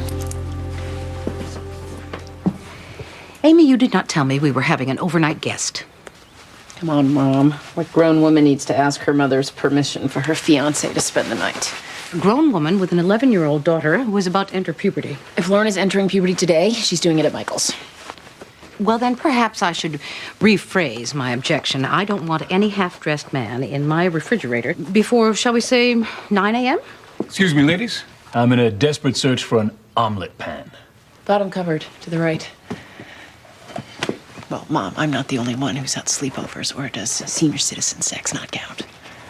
Jared was always fully dressed, and we had the decency to pretend that he'd just stopped by for breakfast. Yeah. Nobody saw through that. Soft or firm? The omelets. Firm. Soft. Excellent. Stuart, do you feel comfortable having sex with your future mother-in-law in the next room? You might want to rephrase that. Stu, burning toast. Final word, okay? It's a non-issue because we're going to be married in 2 months. Then I would request that you and your intended take your nocturnal activities somewhere other than my house for the duration. Mom, do I have to say it? This is my house now. Where are the coffee filters? Don't ask me, Stuart. Ask the landlord.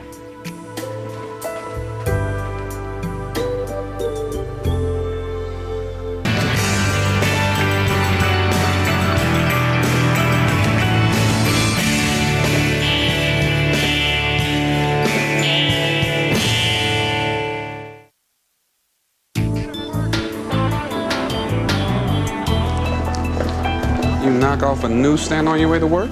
No, I did not. Turns out criminal court judges get all the law journals they want for free. So I signed us up. Great. We can't even get toilet paper in juvenile. We got Harvard, we got Yale, we got the Revista de Derecho Puertorriqueño.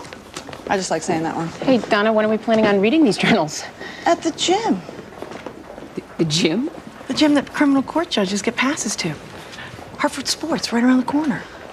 Have I mentioned that it's probably not a good idea to spend all your waking moments strolling for perks? Which is why I've also prepared a summary of your motion calendar. Somewhere. I'll catch you later. Yeah, we'll have lunch or something, okay? Yeah, sure. Fit me in between the gym and the law journals. First up, State v. Eva Maddox. Mom charged with manslaughter for allegedly tossing her 2-year-old son out the window. In front of the daughter. Yeah, I read the brief. You're hearing a motion about the daughter's competency to testify. Got it. I looked this up last night. The parent-child relationship doesn't meet the conditions required for privilege like the husband-wife relationship does, because It doesn't need confidentiality in order to be successful. And the courts have ruled that the damage to the relationship from the testimony is not significant. Did I mention we get manicures?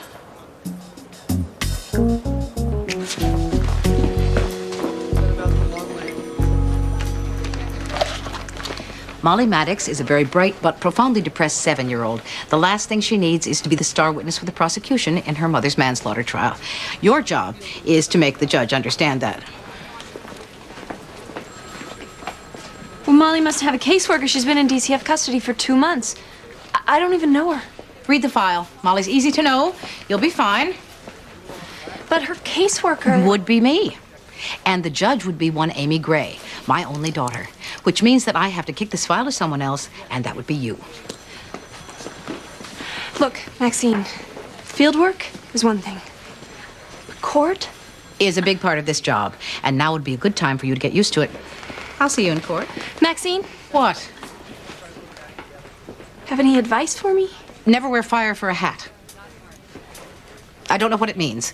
I read it in a bathroom stall once, and it stuck with me.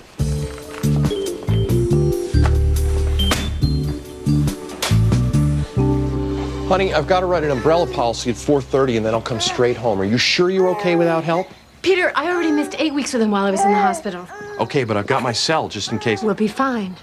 Formula schedule's on the fridge, and there's a checklist on the baby bag in case you want to take them out. Oh, and here are the emergency numbers. I've got it, okay? He still hasn't burped? Peter, I've done this before, remember? Okay, this is me leaving. Walty. Oh, if he gets frustrated and cries like that, Peter? I'm gone.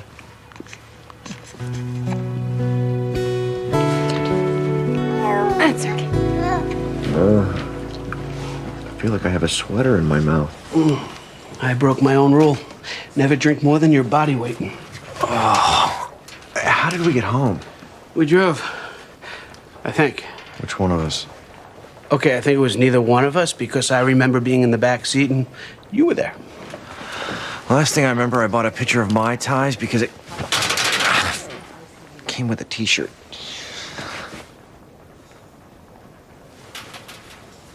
Okay, you better swing by on break, see if your car's still there. Right. If that's where I left it. All I know is at 6 o'clock you had more hair. Hey, you remember that girl? Which girl? You know, crazy hot on stage.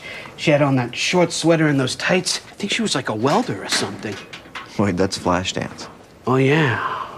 You hallucinated a movie.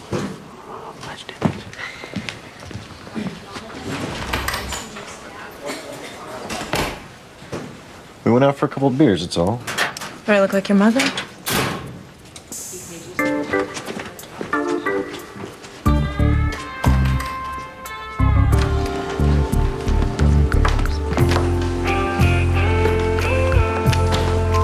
All rise.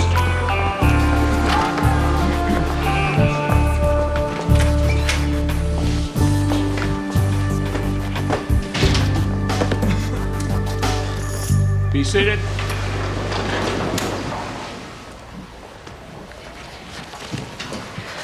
Good morning. We're addressing the defense's motion in limine to disqualify Molly Maddox as a witness. Your Honor, we believe that Molly is not competent to testify. Well, according to your own experts, she has the ability to relate past events. She knows there are consequences for lying. So unless you're saying she has a mental defect... I'm saying she's on the edge, and this could easily push her over. Your Honor, Eva Maddox locked 2-year-old Jordan Maddox in his room with no food. When he wouldn't stop crying, she went in, grabbed him, and tossed him out a 4th-story window. Save it for opening statements, Counselor. Molly Maddox is crucial to the state's case, Your Honor, because she witnessed the entire event. Which Miss Blake only knows because of Molly's inadmissible statement to Your the police. Honor, I don't want my baby going through this, please. Your Honor, if Ms. Maddox has so much concern for her children, she wouldn't have thrown one of them out a window. Down, all of you. Who is here with Molly Maddox? Alan Field as guardian ad litem and DCF caseworker Ellen Brady. Ms. Brady. Ms. Brady? Do you have information regarding the child's current level of functioning?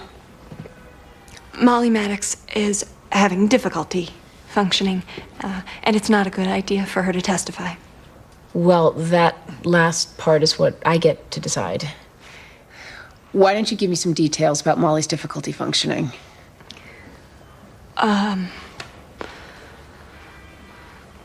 She has stomach aches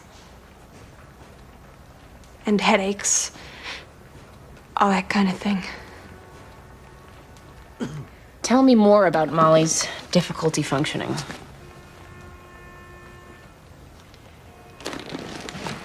Maxine Gray, Your Honor. I'm Miss Brady's supervisor. And my mother.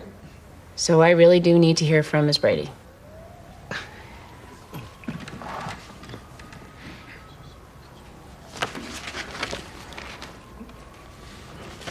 Oh, her father walked out on the family.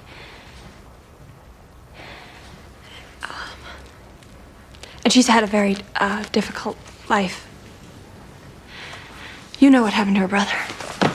Well, While this court is sympathetic to the child situation, the legal standard here is competency, and both the prosecution and the defense experts clearly state that Molly Maddox is competent to testify. So when will I hear a testimony from Molly, Miss Flowers? Thursday, 2 o'clock looks like a good time, Your Honor. Your Honor, evidently Miss Brady did not make the situation clear to you. Miss Gray, I've made my ruling. You cannot make Molly Maddox testify. Yes, I can. But what Your Honor does not realize... Moving on. Next case.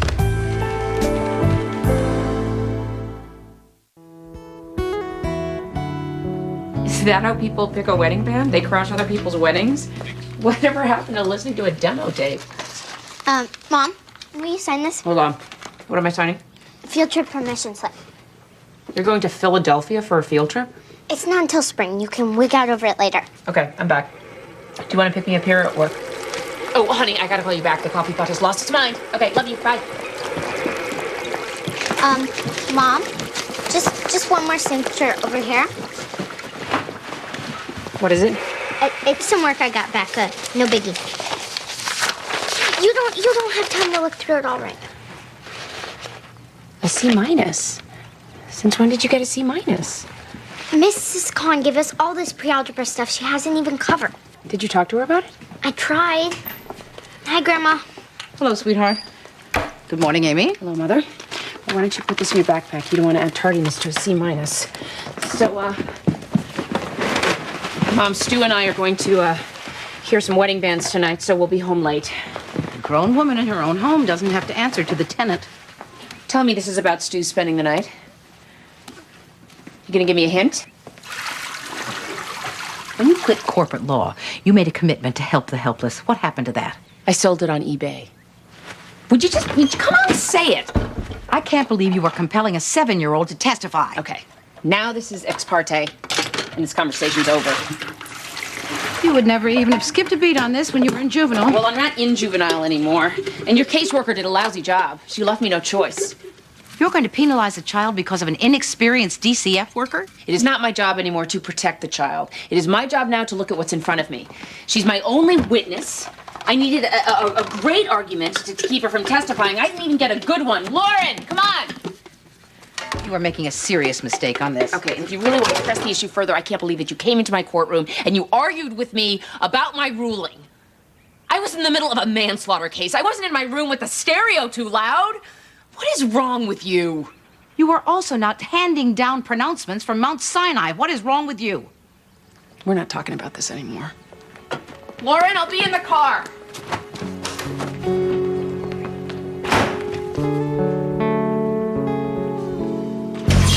Car versus SUV. SUV rolled. 5-year-old boy, car seat thrown clear. Chest bruising from the belt. VP's 160 over 100. Where are the other passengers? Mom's on a gurney right behind us. The dad and the sister are 5 minutes out, but they're both DOA. Notify OR on the Make sure his neck stays stabilized. Possible myocardial contusion. I need chest AP and lat, CBC and chem panel. Let's get him on a cardiac monitor. Check his O2 stat. Got it.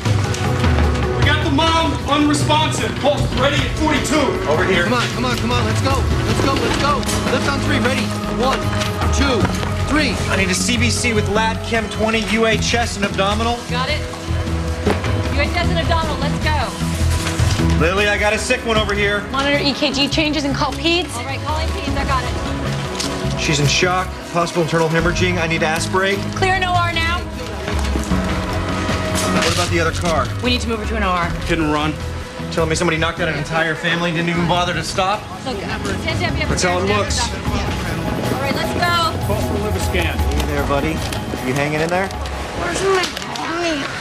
Where's my mommy? Where's my mommy? It's gonna be okay. Thanks. Have a nice day.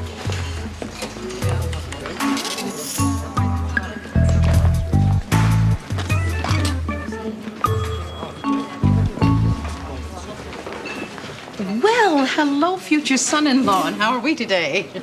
I could not be better. How about you?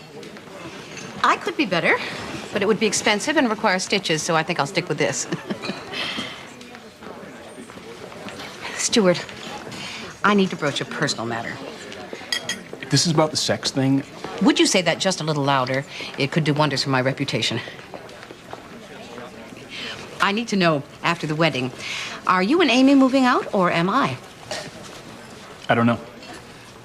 Because if you and Amy are going to buy a new house, perhaps I could rent the old one. It sounds good to me. What does Amy say? Well, you've been keeping Amy pretty busy these days. No offense. None taken. And to be honest, I've always pictured us in a more modern house. No offense. None taken.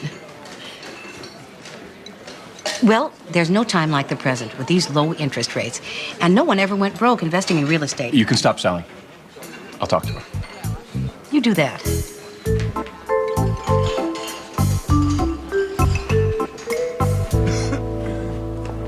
Dr. Kelton, would you please explain the injuries to Jordan Maddox that the jurors are observing in the autopsy photos? He sustained fractures to both femurs, most likely when he hit the roof of the garage. His body turned and continued to fall, so his head hit the pavement first. Direct cause of death was a fracture to the posterior neck. In plain English, then, in addition to 2 broken legs and a crushed skull, little Jordan's neck snapped when his head hit the pavement? Objection, Your Honor. Please refrain from commentary, Miss Blake. Doctor, would you say that these injuries are consistent with a toddler being thrown out of a 4th-floor window? Yes, I would agree with that. Objection, speculation. And about 9 other things. Objection is sustained. No further questions, Your Honor. Mr. Herzig? Tell me, Dr. Kelton, are these injuries you described consistent with a child falling out a 4th-floor window? Yes, they are. And that's not speculation? It isn't if you use that tone. Objection, Your Honor. Sustained. No further questions. The witness may step down. Your Honor, I'd like to file a motion for reconsideration of your determination of Molly Maddox's competence. And Miss Brady, Molly's DCF caseworker, would like a chance to... Mr. Herzig, you and your friends at DCF can stop beating that particular dead horse. The motion is denied, and I will see everyone tomorrow at 2.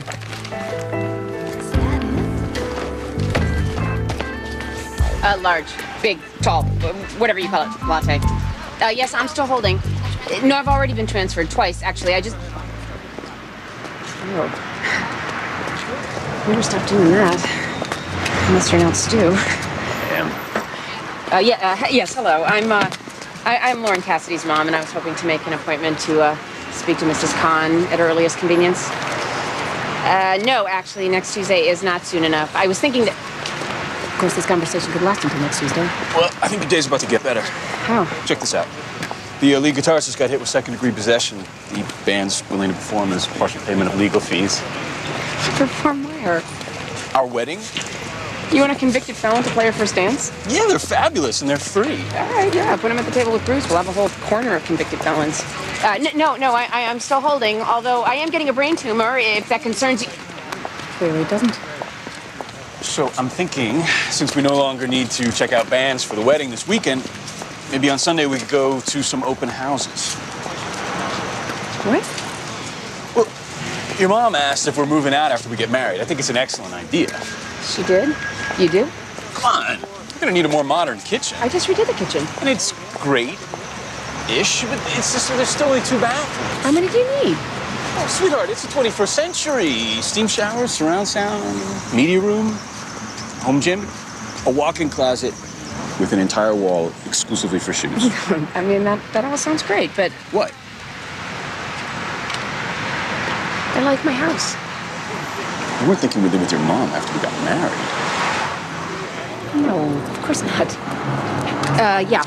Yes. Tomorrow 7:45. That sounds great. Thank you. So do we find the new house, or do we kick her out? Think about it.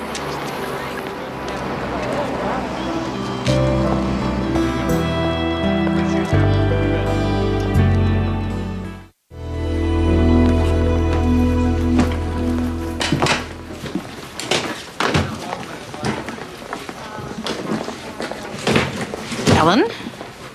I made my home visits this morning. Robert has my reports. I gave my appointments for the rest of the week to Kimberly, and I put in a meaningless appearance at the Maddox trial. What are you doing? What does it look like? It looks as if you were about to go off in an indignant huff because your first court case didn't go well, but I know that it can't be that. I freeze up when I have to stand up in front of people and talk. I tried to tell you that, but you wouldn't listen. Something you and your daughter apparently have in common. Ellen, why don't we have a cup of tea, and I'll tell you about my first time in. Because I don't want to hear war stories. I don't want to hear chin up, you'll do better next time. I wouldn't mind hearing, I'm sorry. I'm sorry? For hanging me out to dry, for letting me make a fool of myself, not to mention turning a child killer loose on the streets. In the first place, the child killer is not yet loose on the streets. Not quite. That's part of a process that we will take as it comes. I told you I don't want to hear it! And in the second place, your making a fool of yourself in court is right up there with the Judd Farewell Tour on the list of events that changed the trajectory of humankind. Maxine, I know your folksy battle axe routine works on everyone else, but I just came here to do some good and to try to learn. And I can see now that this isn't going to be the kind of place where I can do either.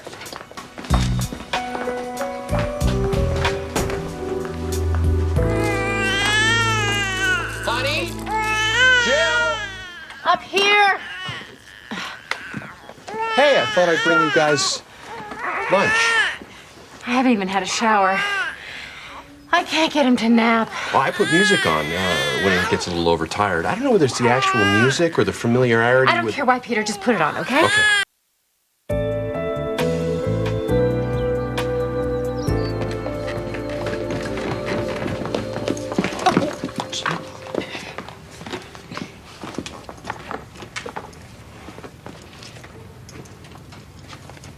Thanks. Well, I'd love to stay in Bicker, but I have a 7:45 with Lauren's teacher. Mom, can you tell me in 15 seconds or less why you were discussing my living arrangements with my fiancé? Because in order to discuss it with you, we would have to be speaking. Mom, you cannot be late. Mrs. Khan hates it when people are late. I won't be late. Bye, Grandma. I have a lot of things to figure out right now, and the last thing I need is for you to be in the middle of it. Well, forgive me, Amy. I have this nutty obsession with whether or not I'm going to have a roof over my head. Oh, that's good. Blowing things out of proportion, that's always helpful. Amy, I realize that you are thoroughly wrapped up in yourself right now, but I need to make plans. And I need you not to make mine for me.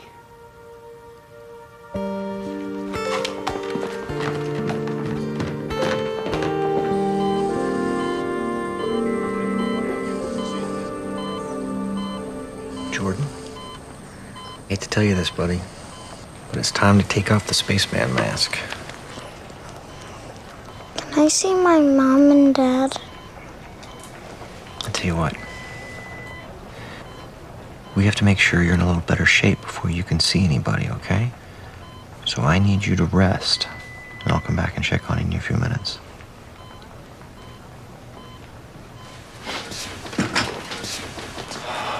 Oh, wow. Sorry that took me so long, Mr. Wilkerson. Witty nurse wrote trashed ankle.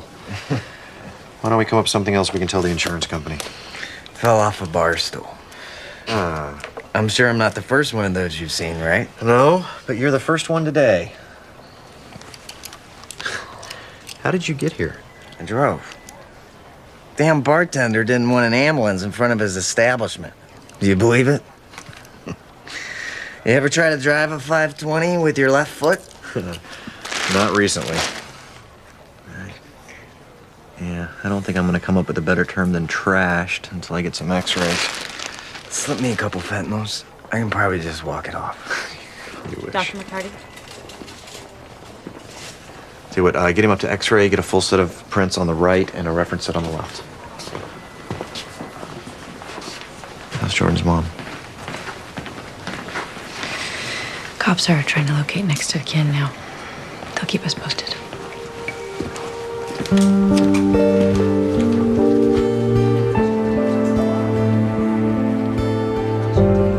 That's Mom's gonna make our Boys, no running. No. The thing is, Mrs. Khan, I don't actually know your first name. Isn't that ridiculous? How can I help you, Miss Gray? Okay, cards on the table. Well, it's about Lauren's math test. Free algebra is a challenge for a lot of children. Well, Lauren felt that the material wasn't thoroughly covered in class. Now, clearly there was no intent on your part, so I thought that maybe you and I could come to some sort of a... Plea bargain? Did it sound like that? Because I would never... Do you realize that you have never set foot in Lauren's classroom? Well, I was planning to come by, but... But you didn't. And as a result of it, you aren't quite up to speed, are you? Well, I check her homework every night. Mm-hmm. You missed the open house? The grade level meeting? Yes, I know. And you never once called me to find out what you missed. Mrs. Khan, I am a judge, and as much as I would like to ask the less savory parts of our society to stop their robbing and raping and murdering so I can clear my schedule for math night, it's just not gonna happen. So if you think that makes me a bad mother, that's just completely unfair. It's also completely unfair for you to attribute a nosedive in your daughter's grades to me.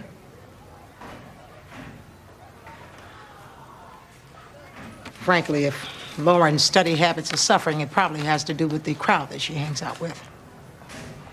What crowd? I rest my case, Judge Gray.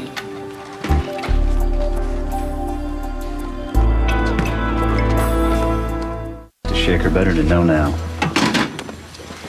She thought it was entirely my fault. So I heard. Kimberly's been having a field day with the story. Well, I'm not sure she's wrong. She tried to tell me she wasn't ready. Maxine, you've been doing this job for how long? Who is ever ready for any of this? My first home visit was a father who cut off his son's ears with an electric carving knife. I don't know what's happened to my instincts. Even if Ellen was right, so you made a bad call. I have to get to court. Molly Maddox is testifying this afternoon, and I mustn't be late.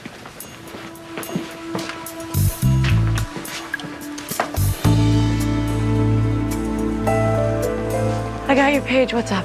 Tibio-talar dislocation. Yeah? Why the console? Film belongs to the drunken four. Claims he did it falling out of a chair. No way. He either slid into home base or got it in a car wreck. And why would he lie about that? Is the guy on four still here? He's trying to send me for donuts. Do it. On your way, check the parking lot for a Beamer with front end damage. That son of a bitch.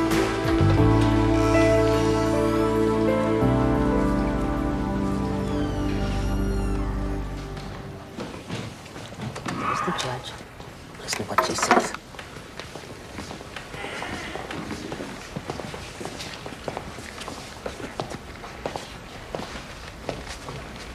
It's okay, Molly.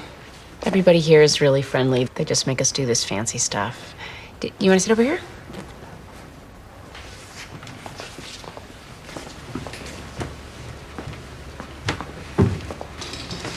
State your name and age, dear. Molly Maddox, I'm almost 8. Do you promise to tell the truth, Molly? Yes, ma'am. Okay, Molly, I know this is hard, so I'll make it quick, okay? Now, can you tell me about the night your brother Jordan died? My mommy didn't do it. Didn't do what? She didn't throw Jordan out the window. Well, we're going to go back a little before that, okay? Now, was your mommy angry with Jordan? Yes, but it was all Jordan's fault. He wouldn't stop crying. And was your mommy upset about that? He climbed out the window himself. Mommy didn't do anything. Molly, didn't you tell the police officer that night that you saw... Sustained. You don't have to answer that, Molly. My mommy didn't do it. It was all Jordan's fault. My mommy didn't do anything. You have to let her come home now. Molly, was Jordan really tall enough to open up that window all by himself? She didn't do it. She didn't do it. She didn't do it. She didn't do it. She didn't do it. Okay. We're gonna take a recess here, Miss Gray. If we could please get your help, thank you. She didn't do it. She didn't do it. You need to come with me now, Molly. She didn't do it.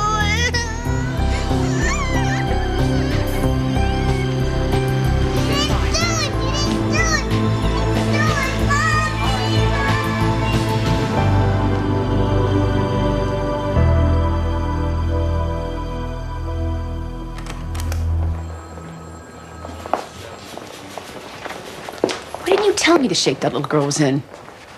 I tried. You didn't try very hard. I tried as hard as you would let me. I didn't know that my caseworker was going to freeze in court. And when I tried to take over, you made me shut up. And by the way, in juvenile court, you would never have done that. This is not juvenile court. Yes, I know. This is screw the children and protect the murdering mother's civil rights court. I can see that.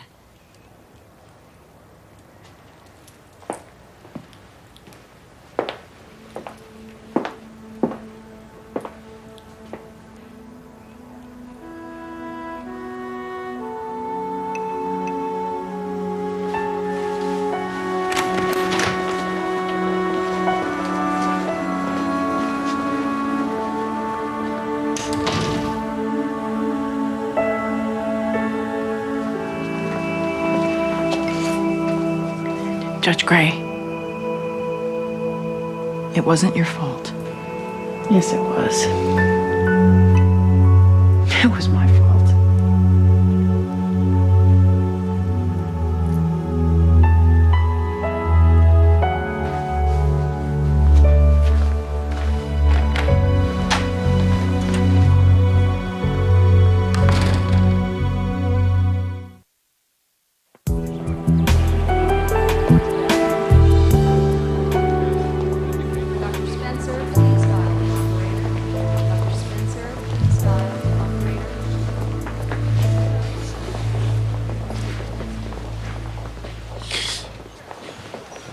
Went over your x-rays with my boss. Great. So what's the deal? Dislocation. Can't even believe you could walk on it. How many drinks did you have? Don't even ask. Like 10 shots. Yeah. And you really didn't do it falling off of a chair, did you? Sure I did.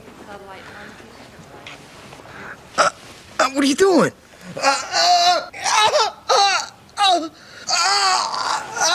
Okay. Maybe I scraped a car. It's no big deal, bro. Everybody's got insurance, right? Yeah, they had great insurance. It wasn't just a scrape, bro. You wiped out an entire family, except for now one newly orphaned 5-year-old. No, I didn't. Nurse will be by to do a splint. That officer, he's gonna give you a ride when you're done. Take care now. You're making all this crap up. I didn't kill anybody. Hey! I want a lawyer. I have the right to a lawyer.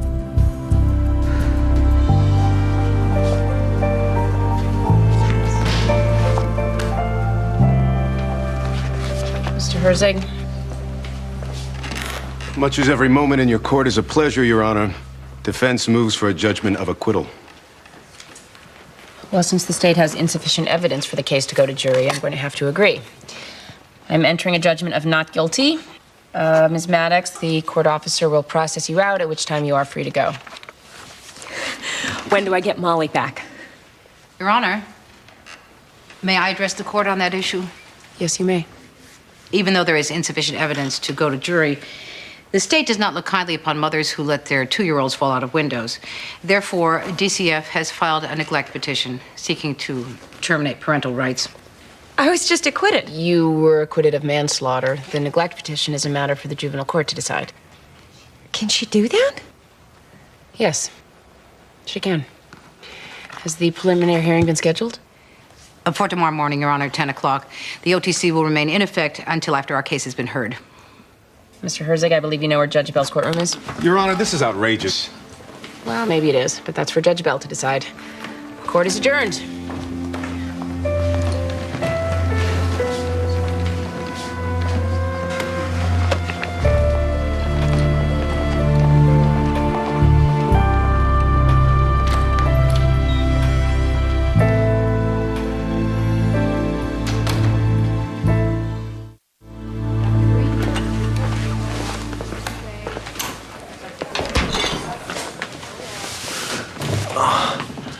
Did you locate an next of kin? There's a great aunt in Oregon who'd be happy to have him come live with her, but the nursing home won't allow it. Dude, get this. Friday night, the Elbow Room is having a belching contest. Winner gets free beer for a month. We saw there? I'm gonna pass. You're kidding, right? No, I'm not.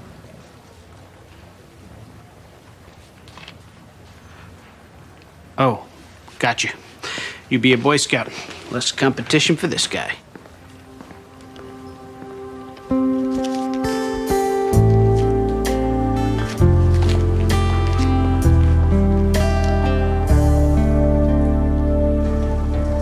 That I bought for you. Just wondering if you're coming home for dinner, and I'm just the tiniest bit worried about you, so you just call me, okay? Bye. Mom, I need you to stay off the phone, because Victor's supposed to call me. Why? To talk. I don't think so. Mom! When you're old enough to talk to boys on the phone, I will let you know. Half of my friends have their own minds. Half of your friends have parents that are idiots. What's that? My special refrigerator surprise. Everything in the refrigerator that isn't moldy, plus a little garlic and ground beef.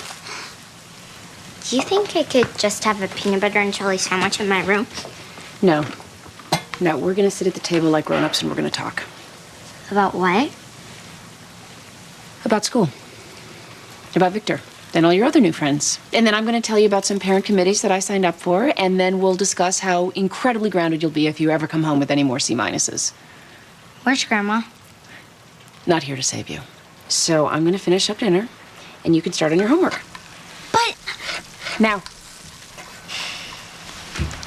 The older you get, the more you turn into Grandma. So you better shape up. Because I'm getting older by the minute.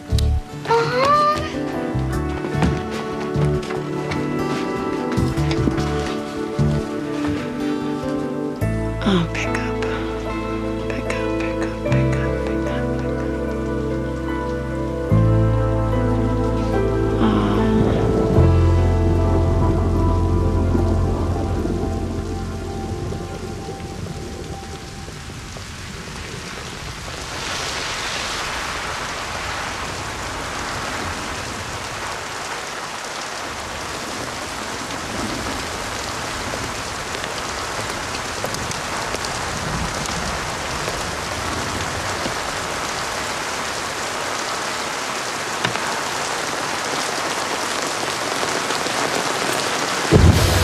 You ever did battery? No. You just sitting here in your car? Yes, I am. May I join you? If you feel strongly about it.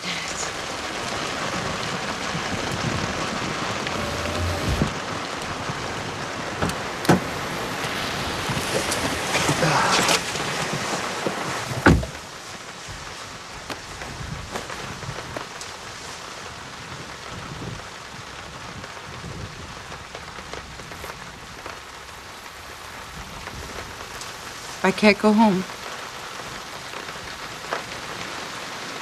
I thought I was angry with Amy about the Molly Maddox trial. So I fumed about that for a while. Then I realized I'm angry with her about something else altogether. Which would be? I'm angry with her because she's the one who gets to live happily ever after in my house. What kind of a mother is mad at her daughter for being happy? A normal one. Oh, Sean Potter, you do not get to sit here and dish out perspective. I had perspective when you were chewing on your crayons. Believe me, I would never presume. However, my mother would. Your mother? She was even older than you are. She had perspective when you had a poodle skirt. I know you never had a poodle skirt.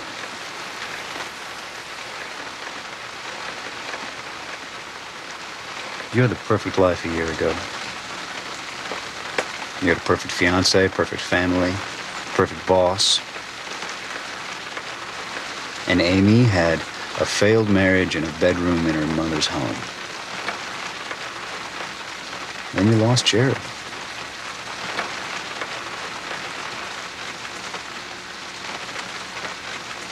Amy found Stu.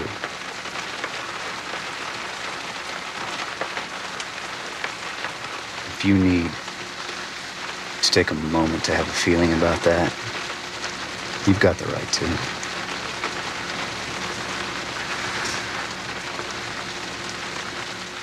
Sean. If I have a feeling,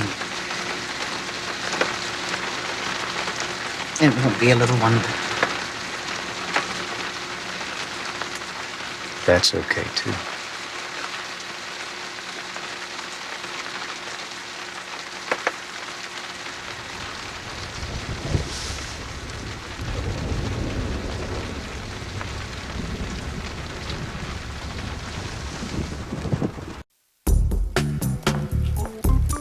Pick a card, any card. Why? Come on. You know my thing about magicians. They're like mimes in tuxedos. Darling, indulge me. Pick a card.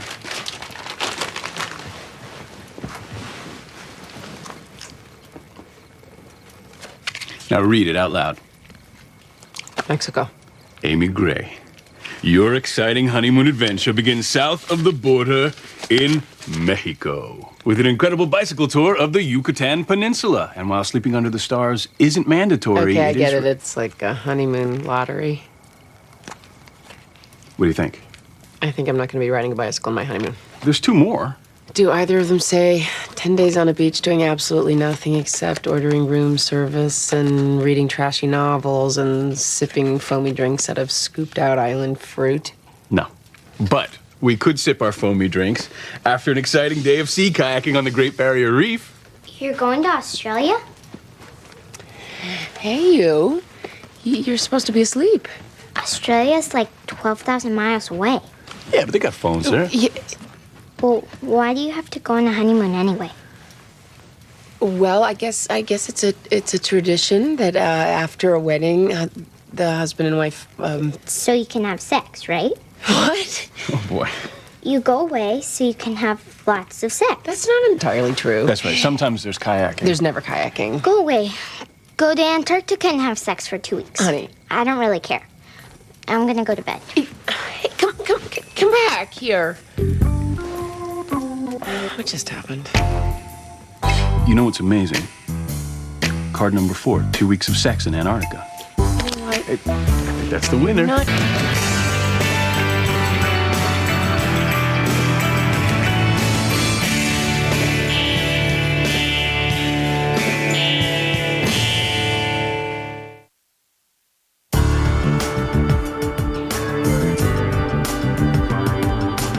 What, Maxine? Are you looking for a new job? Don't tempt me, Sean. You've moved recently, haven't you? Twice in 4 years. Help me out. What does this mean? 2-bedroom, 2-bath, cozy charm to spare. Cozy charm? That means place is slightly larger than a shoebox. And north-facing terrace. Shoebox with a balcony. That's what I thought. Why are you looking at real estate? Well, Amy's getting married next month, and Well, what, she and Stu are kicking you out? no one is kicking me out. It's time, that's all. Okay, let me help you. I used to date this realtor. She can get me the listings. It's much more up to date than this stuff. What's your price range? I don't know. Well, just give me a general ballpark. You do have a general ballpark. I imagine I do. I just don't know where it is. I'm meeting with Peter tomorrow, and I will ask him to direct me to my ballpark. Listen, there might be a, This is awkward, but... Pick a sentence, Robert. Any sentence. We'll continue this later. It's Kimberly. It always is. Greg and Stephen Goodman. Yep. She got a message from the nurse at their school. The boys were bruised. They've been beaten up. Kimberly told me to go by their house and snatch the boys. Without even talking to the nurse? Yeah. How'd you know?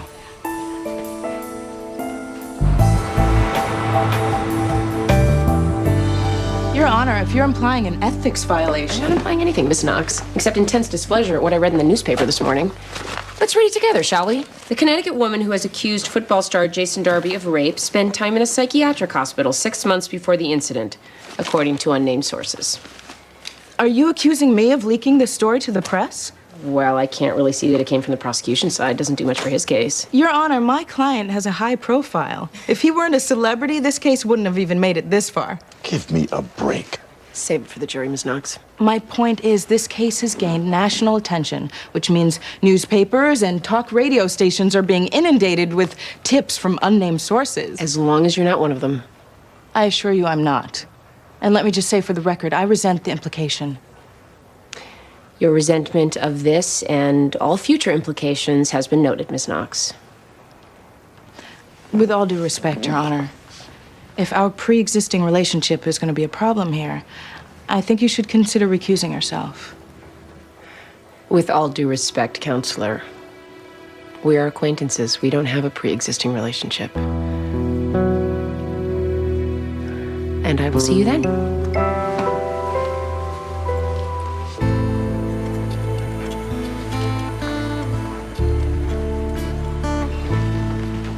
Emily, here's the thing. I need a decision, and I need it now. Stripes or solid blue? Who's the interview with? It's a bunch of stuffed shirts who are going to determine my future. I have to show them that I'm attending physician material. Definitely that one. Think so? It goes with your eyes. Solid blue it is. You get some rest, and I'll come back and check on you later. And whatever you do... I know. Stay away from the tapioca. Can you send my father in? Yeah.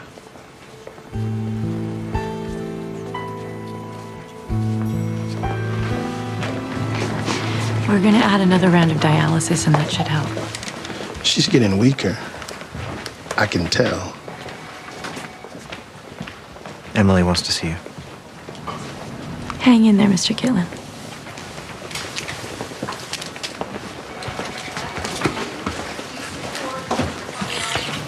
Her creatinine and nitrogen levels are through the roof. I know. She's not gonna make it through the weekend. Listen, she's first on the list. I've got Dr. Amos and the entire transplant team from Hopkins on standby. Until we get a kidney, there's nothing more you can do.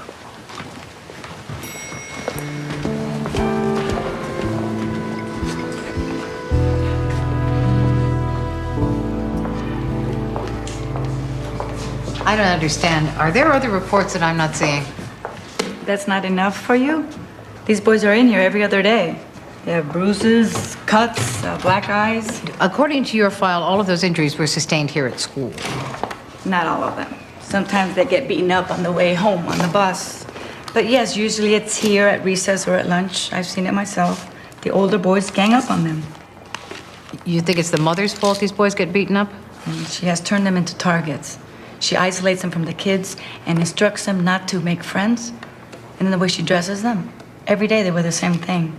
These environmental jackets, they're supposed to be hypoallergenic or something. Kids can be mean. And these boys don't fight back. Have you seen them yet? No, but that will be my next stop. Their mother's not beating them up, but she might as well be.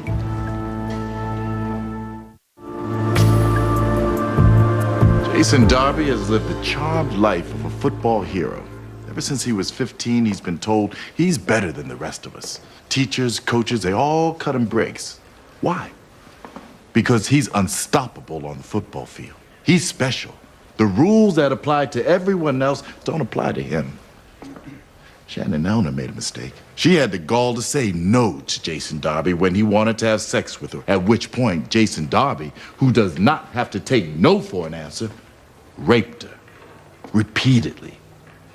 Ladies and gentlemen of the jury, give Jason Darby a message that the people of Connecticut punish rapists, no matter how rich and famous they are. Ms. Knox, your turn. This is not a complicated case. There was no rape. This was consensual sex. When does consensual sex turn into allegations of rape? That's a $50 question. Take a look at Mr. Darby.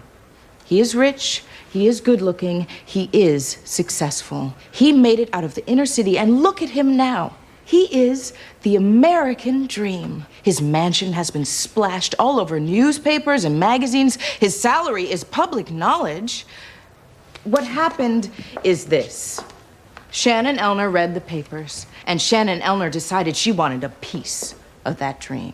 How does she get it? She has consensual sex with Jason Darby, and a full 2 days later walks into a police station and cries rape.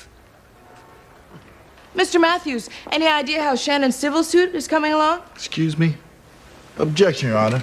I'm not a witness. Sustained. Ms. Knox, get away from the cameras and finish up. I've got $50 that says Shannon Elner has already hired a private attorney who is in the process of filing a massive civil suit.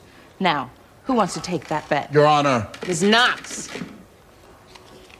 you are finished.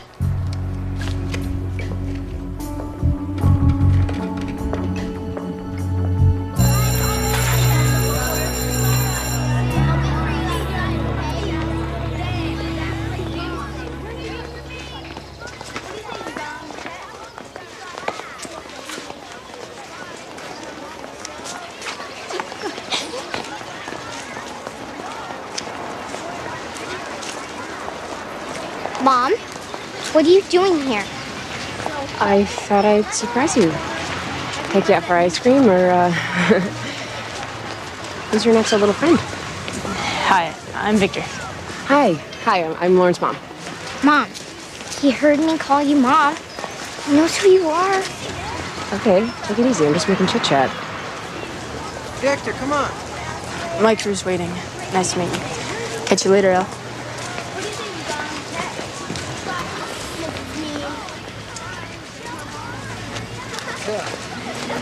What? Elle? Oh, come on. We gave you a full name. It's a pretty name. It's 6 whole letters. Why would you want to shorten it?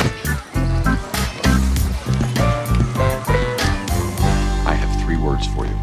Affordable, luxury, retirement. And I have 3 words for you. Mom, don't let the retirement part throw you. It's just a marketing thing. Half the residents of these places still work. In terms of craftsmanship, these are the best apartment complexes on the market. And the perks? Look at this. They give you your own garden plot to tend. How efficient. You cultivate the land in the spring, and they bury you there in the fall. Okay, fine. You tell me what you had in mind. Well, I don't know. I want a little house with a yard and nothing big. Maybe a porch. Sounds lovely. Of course, there's no way you can afford that unless you make some changes. Financial changes. Such as? Well, for one, you're going to have to clear out your savings, which means the money made when you sold the house. Zero out your credit card balance, and then you're going to have to sell Jared's diner. But the diner is a source of income. Is it not? Mom, I keep the books. Believe me, it's a source of outgo. Why haven't you told me that before now? Well, when Jared was taking care of the finances, it didn't matter. It was pocket change to him. It's a house mortgage to you. He never said a word. Well, he probably didn't know. He didn't have to. He had $1 billion. You don't. All right. Well, take a couple weeks and think about it, but sometime within the next month. I said all right. Let's do it now. Really? Are you sure? Peter, it's just a coffee shop, and it's costing me money. Let's sell it. I'll find a realtor.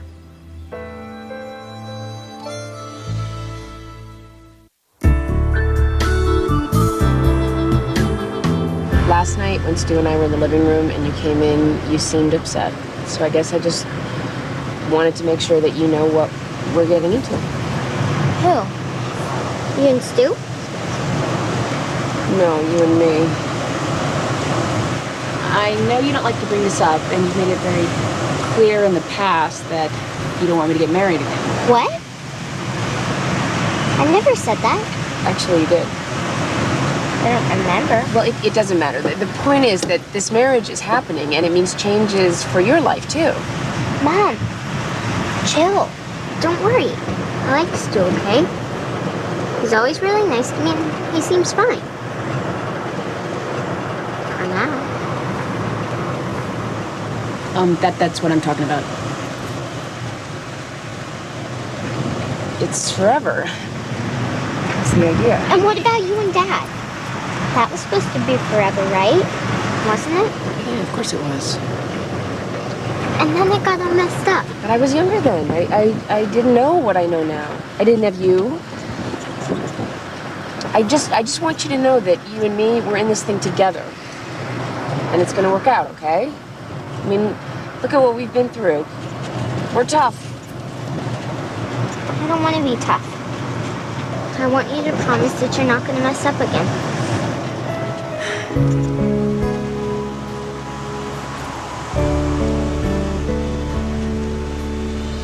We're looking at 48 minutes, Doc. Still no respiratory effort and no spontaneous heartbeat. Give him 2 amps epi and sodium bicarb. We had that at the scene and in the ambulance. Give it to him again. We're losing him. I need atropine. Stop CPR. No rhythm. Start CPR. Another amp epi IV push. What's his status? We barely got a rhythm, no breath sounds, no brain function, and his pupils are pinned. For how many minutes? 49. Kyle, he's AP positive. Like Emily Gitlin.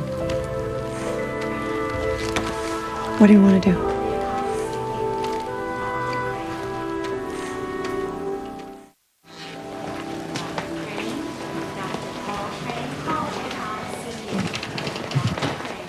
How is he?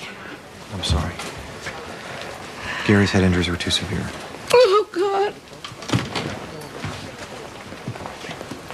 We tried to revive him. We did everything we could, but every test shows that his brain isn't functioning anymore. I told him to wear his helmet, but he was in such a rush and he couldn't find it, and I just let him go. Mrs. Costin, I need to speak with Gary's mother or father. I need to speak with them now. Why? There is a young girl here who needs a transplant. What? She's the same blood type as Gary, but I can't do anything without parental permission. I'm his legal guardian. Then I would like to ask you for that permission. No, I won't do that. Mrs. Costin, if you were the legal guardian, you It doesn't matter. That's not my decision to make. I won't do that. You talk to my daughter.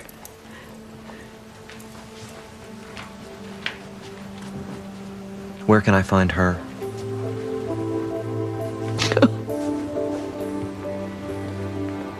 She lives with her boyfriend.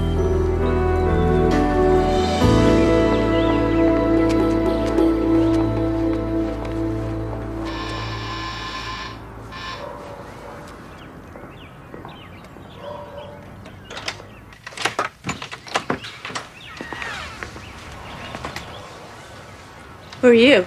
Maxine Gray with the Department of Children and Families. The government. The government sent you. Well, one small, underfunded, but well-meaning corner of the government. You need to leave. No, Mrs. Goodman. I need to see your boys. Do you have a warrant? I can get one. And a couple of uniformed police officers to go with it.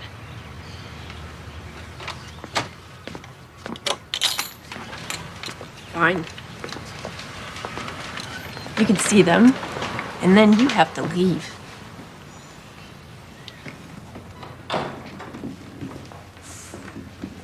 What happened?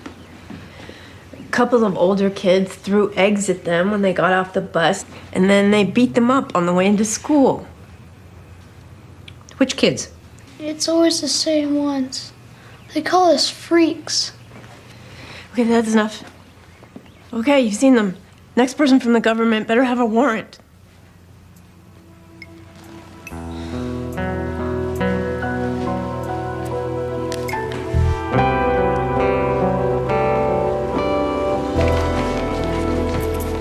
Special delivery for Dr. McCarty.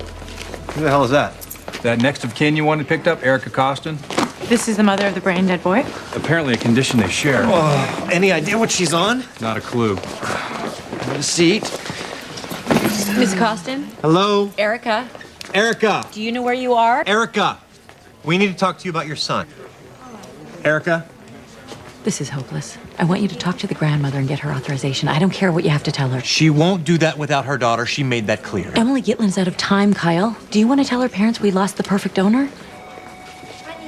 Rapid detox. No, she's got to be in danger. Give her consent, and let's face it, she is neither. Unless, of course, that was a seizure. Come Kyle. on, we have pupillary meiosis, skin is clammy and hypothermic, possible endocarditis. Could be nothing, could be no D. What do you say, Dr. Redeker?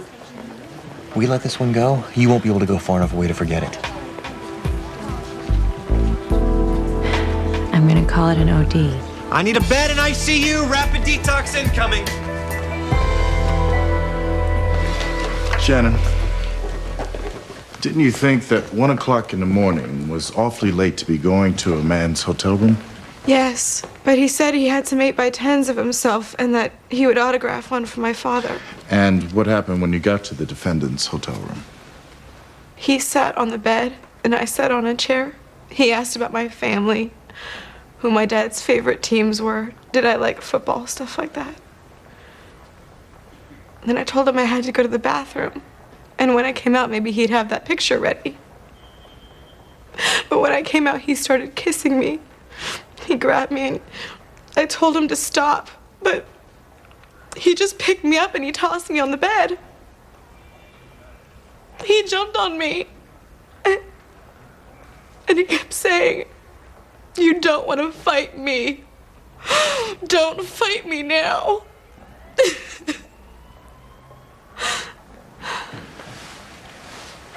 I know this is difficult, Shannon, but I need you to tell the court what happened next. He had sex with me, even though I was crying and saying no.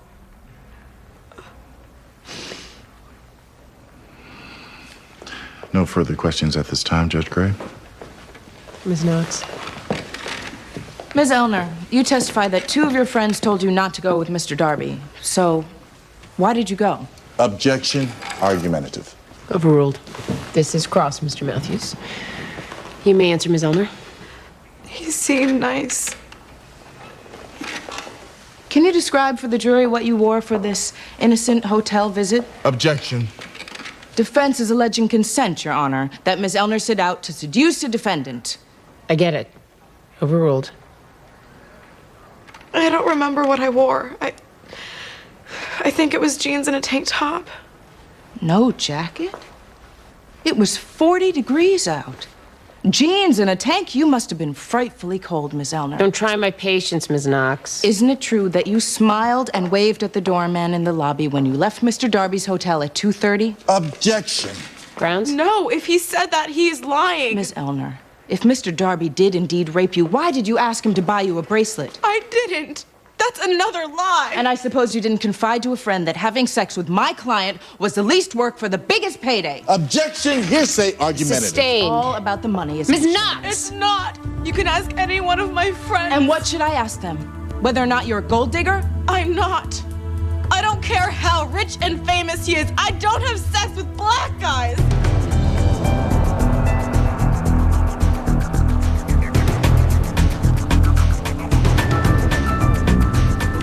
10-minute recess. Counsel in my chambers now. Right now. All rise.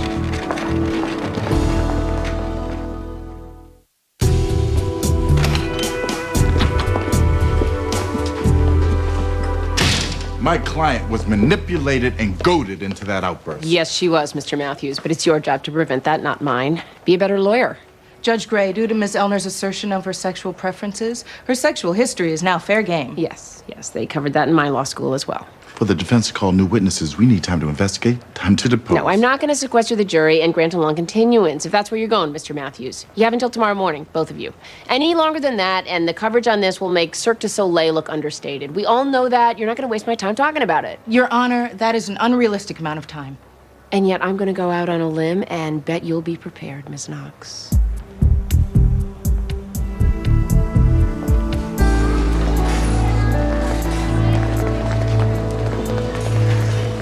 My mother doesn't like me to talk to people from the government.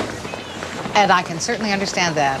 But I have a report you and your brother are having some problems. I can handle it. You shouldn't have to handle it.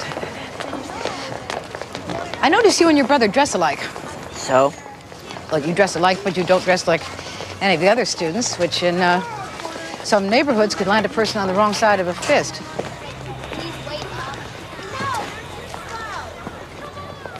This is a microfiber. You can just wash it with water. You don't have to use laundry detergent. And that saves money? They put stuff in laundry detergent that gives you cancer. Who does? You know, some of the big corporations. The ones that have been infiltrated by terrorists and extremist groups. Is that what your mother told you? My father had a website about all that stuff. And he was writing a book about it. That's why he got killed. I understood it was a car accident. They ran his car off the road. What's in the backpack? Survival stuff. Chemical mask for biological attack. Iodine pills for radiation. Mom says that kind of thing's gonna happen sooner or later. She thinks the government knows what's gonna happen. They're just keeping us in the dark. And what do you think? I think it keeps her from worrying so much and she can't be there to protect us. Even if none of it is true, why should she have to worry so much? If I had your job, I would never get any work done. Just imagine myself on that beach. The warm sand between my toes and a little guy right there serving me a Mai Tai. You came to the right place. I can make all that happen for you. Well, you'll have to provide your own little guy. Here's my little guy right now. Sorry I'm late. Stu, this is Marta. Hi. Did Amy tell you how difficult this is gonna be? Oh, come on. You fell in love. You can't be that different. Let's start with the simple things. What kind of weather are you thinking about? Warm. I agree. See, we're off to a good start. Now, did you want an exotic vacation or something closer to home? Exotic. I thought you were having trouble. Well, this is where it's gonna get a little rocky. See, Stu and I are at different places in our lives. I've been married, I have a child, and Stu, well, he was ill.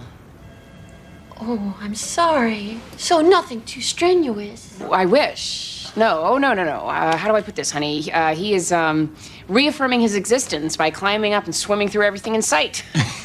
You see, Amy's a judge, and I think she's probably seen a little too much of what can go wrong in the world, so consequently she tends to be cautious. And what would you say, sweetie? Rigid? Stu, weddings are stressful, and we're gonna wanna sleep for days afterwards. Right, and we can sleep in the plane. And then we can wake up in Tanzania refreshed and ready for the Serengeti. Oh, so when you say exotic, you mean... Memorable, out of the ordinary. He means life-threatening. This is exotic. Ha! That? It would bore the hell out of me. You know, I read an article about this couple who took separate honeymoons. Of course, it didn't work out so well.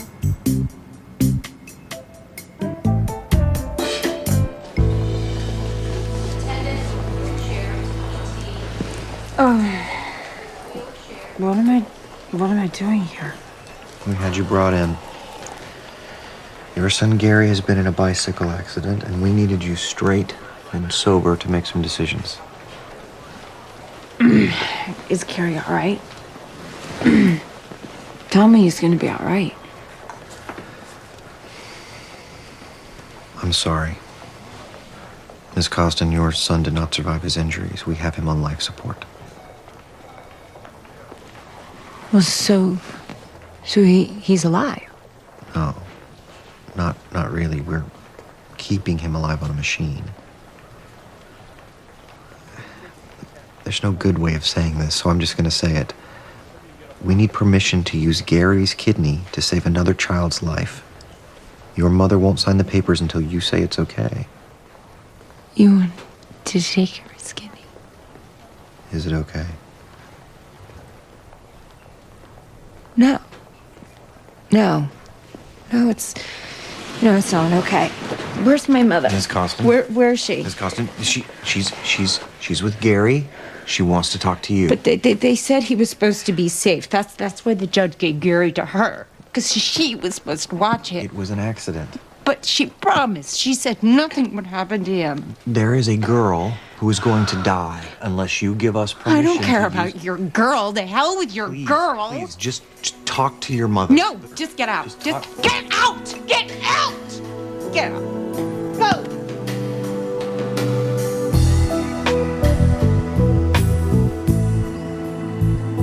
So where did you get this? I work for the government, Susan. I have access to all sorts of records most people don't get a chance to look at. I'm not supposed to share these, but sometimes I do, because I'm a mother like you, and I use these reports to protect my own children. So you know about the extremist groups and the corporations that have been infiltrated, yes, some of them. But the landscape is constantly changing. So by the time citizens like yourself get the information, it's outdated. What can I do?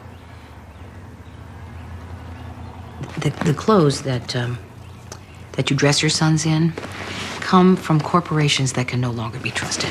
How do you know that? Well, I've been at this a lot longer than you have. Now, I brought you these things. I have your boys wear the clothes I've brought and have them put their gas masks into these unmarked backpacks. That way they'll be prepared, but they'll fit in at school and cease to draw unwanted attention. Okay. And, I'd like you to check in with me once a month. I mean, I know that you will stay vigilant and look out for new threats, but I can help you sort out the rumors from the truth. Thank you. Oh, thank you so much. I just want to keep my boys safe. They're everything to me.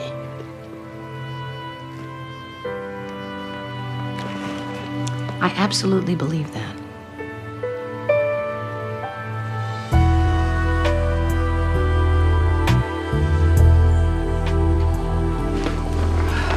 Where's my daughter?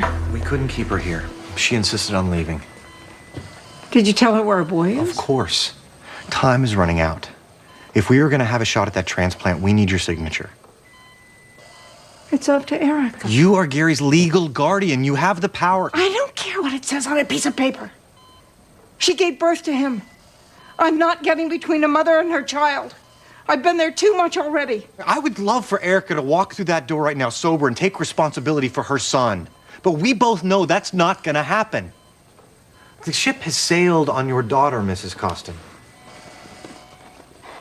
But there's a little girl who has done nothing to deserve the state she's in, and you can save her.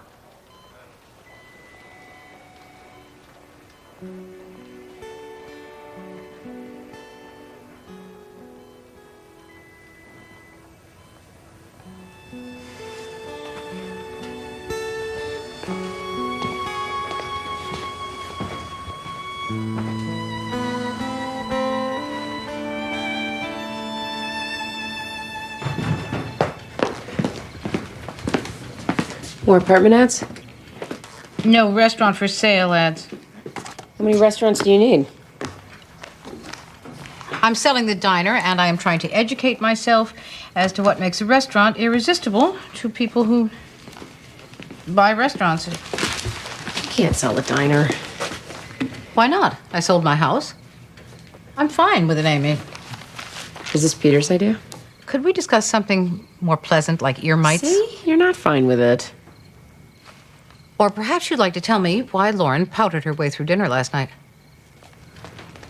Oh, she's afraid that after Stu and I get married, we might break up. She wanted me to promise that wouldn't happen. Did you promise? No, I hedged and evaded like any other self-respecting mother backed into a corner. Why didn't you tell her the truth? And what is the truth? That no one can make a promise like that. Our class is full of parents that made that promise and kept it. Well, they're either lucky or they're lying. If you had asked me 6 months ago to tell you what I would be doing today, combing through the classified would not be on my list.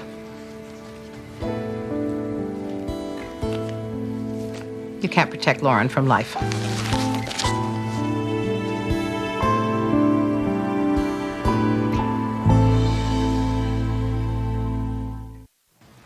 Ms. Elner, when you left Mr. Darby's hotel, did you go to the police? No. I just wanted to go home.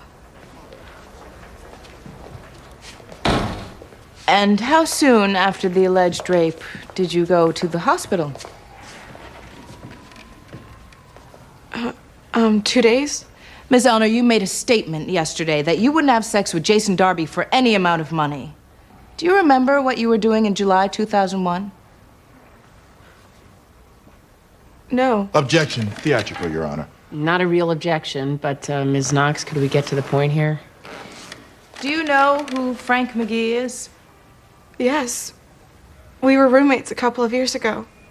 Would you stand up, please? Objection, Your Honor. What is this? His name's not on any witness list. Then let's call him an exhibit. Exhibit A. Let's not. Mr. McGee, would you please sit down or I'll have you removed from the courtroom?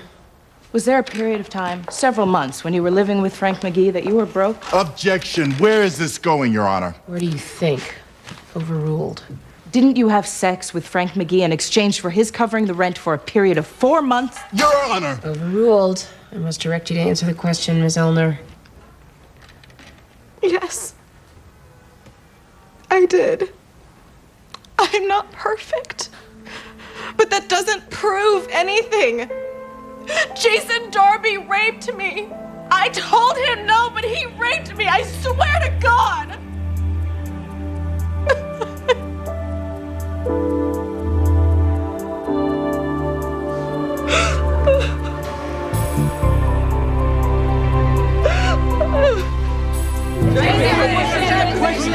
We are elated and encouraged by our victory. Jason Darby is a free man today because our system, flawed as it sometimes can be, still works. All we need are people who will stand up and demand justice. Jason. Okay, we'll take just a few questions. There's some Charlie you missed. I just want to thank my fans for standing by me, all the mail and the love you sent. And I want to thank this lady here for bringing her game. Man, she gave 110%, no lie. If you are ever in trouble, call her. She is something else. Yes, she is.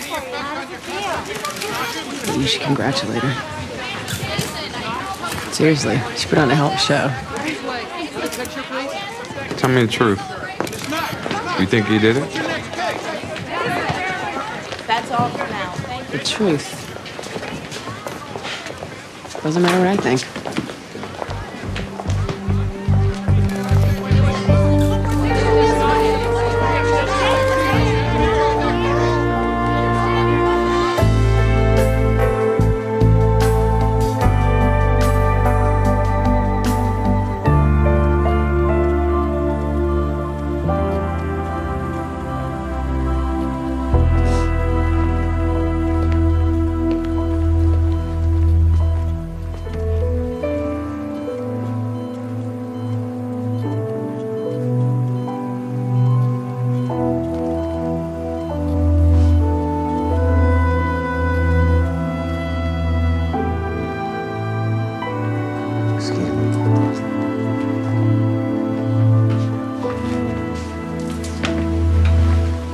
You looking for me? How old is she, 12? 13. Those are some busy years. 13, 14, 15. A lot can happen. You gotta make sure you watch them every minute. Find out who they're running with.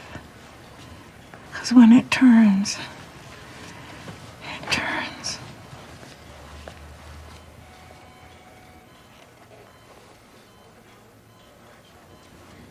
They seem like a very nice family. They are. Gary was a good boy. I know.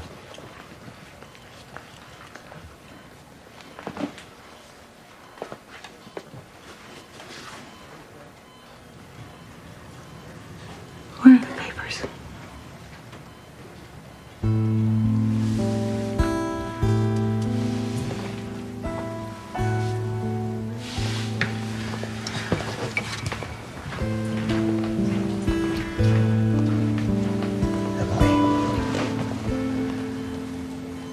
have some good news.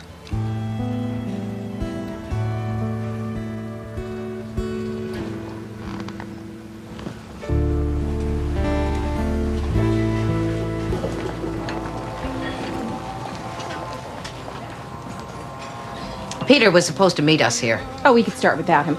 Now tell me, are we looking for a quick sale or can we be particular? I guess I need the money. But I do hope you'll find a buyer who wants to keep the place going. Oh, that's going to be tricky. This area, your best bet is to sell to a developer. I could see a Starbucks go up. They've got plenty of money. There's just not much of a market for old diners. What about them? Old diners. Never mind. Did you know my fiancé bought this place for me? Really? Well, I'm sure that he thought this was a good investment at the time. Oh, Peter told me about him. Jared Duff, right? I'm sorry. Me too.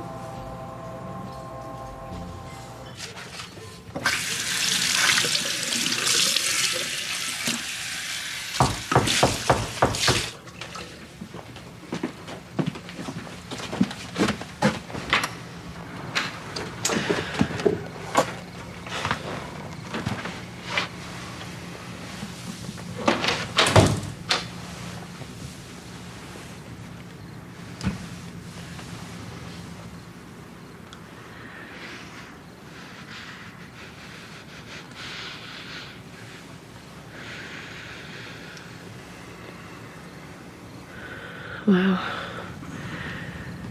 We should go to travel agents more often. I got something for you. 2 tickets to Hawaii. A 5-star resort on the beach, 24-hour room service, not a dangerous activity in sight. It's 24-hour room service, right? You heard that part, right?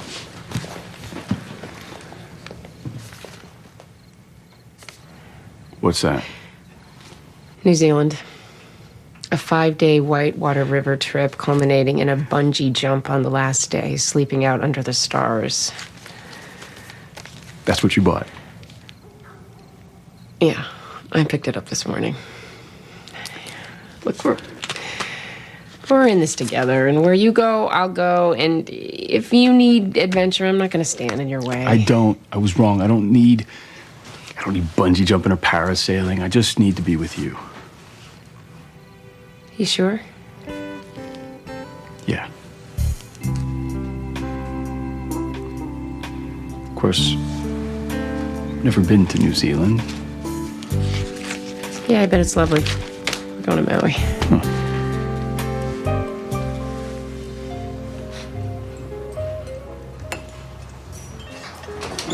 Oh, sorry I'm late. Did you guys start? Sit down, Peter. Have some tea. Mom, where's she? Where's the realtor? Where's Joyce? Joyce left. Why? Are you hungry? You look hungry. Oh, God, you're keeping the diner. Try the pumpkin pie. Why? Because it's in season, and Penny does something with the crust. Mom, I don't care about the pie. Why are you keeping the diner? We talked about this costing you money every day if you're trying to save for a down payment on a house. I'm not ready. What? I like it here, Peter. I'm not ready to let it go. Penny, could you bring us a piece of pumpkin pie, please? You got it. Try saying that 3 times fast. All right. I'll take another look at your books, but I don't know how you're going to do it. You're a financial wizard. Do something financial. Oh, cheer up, Peter.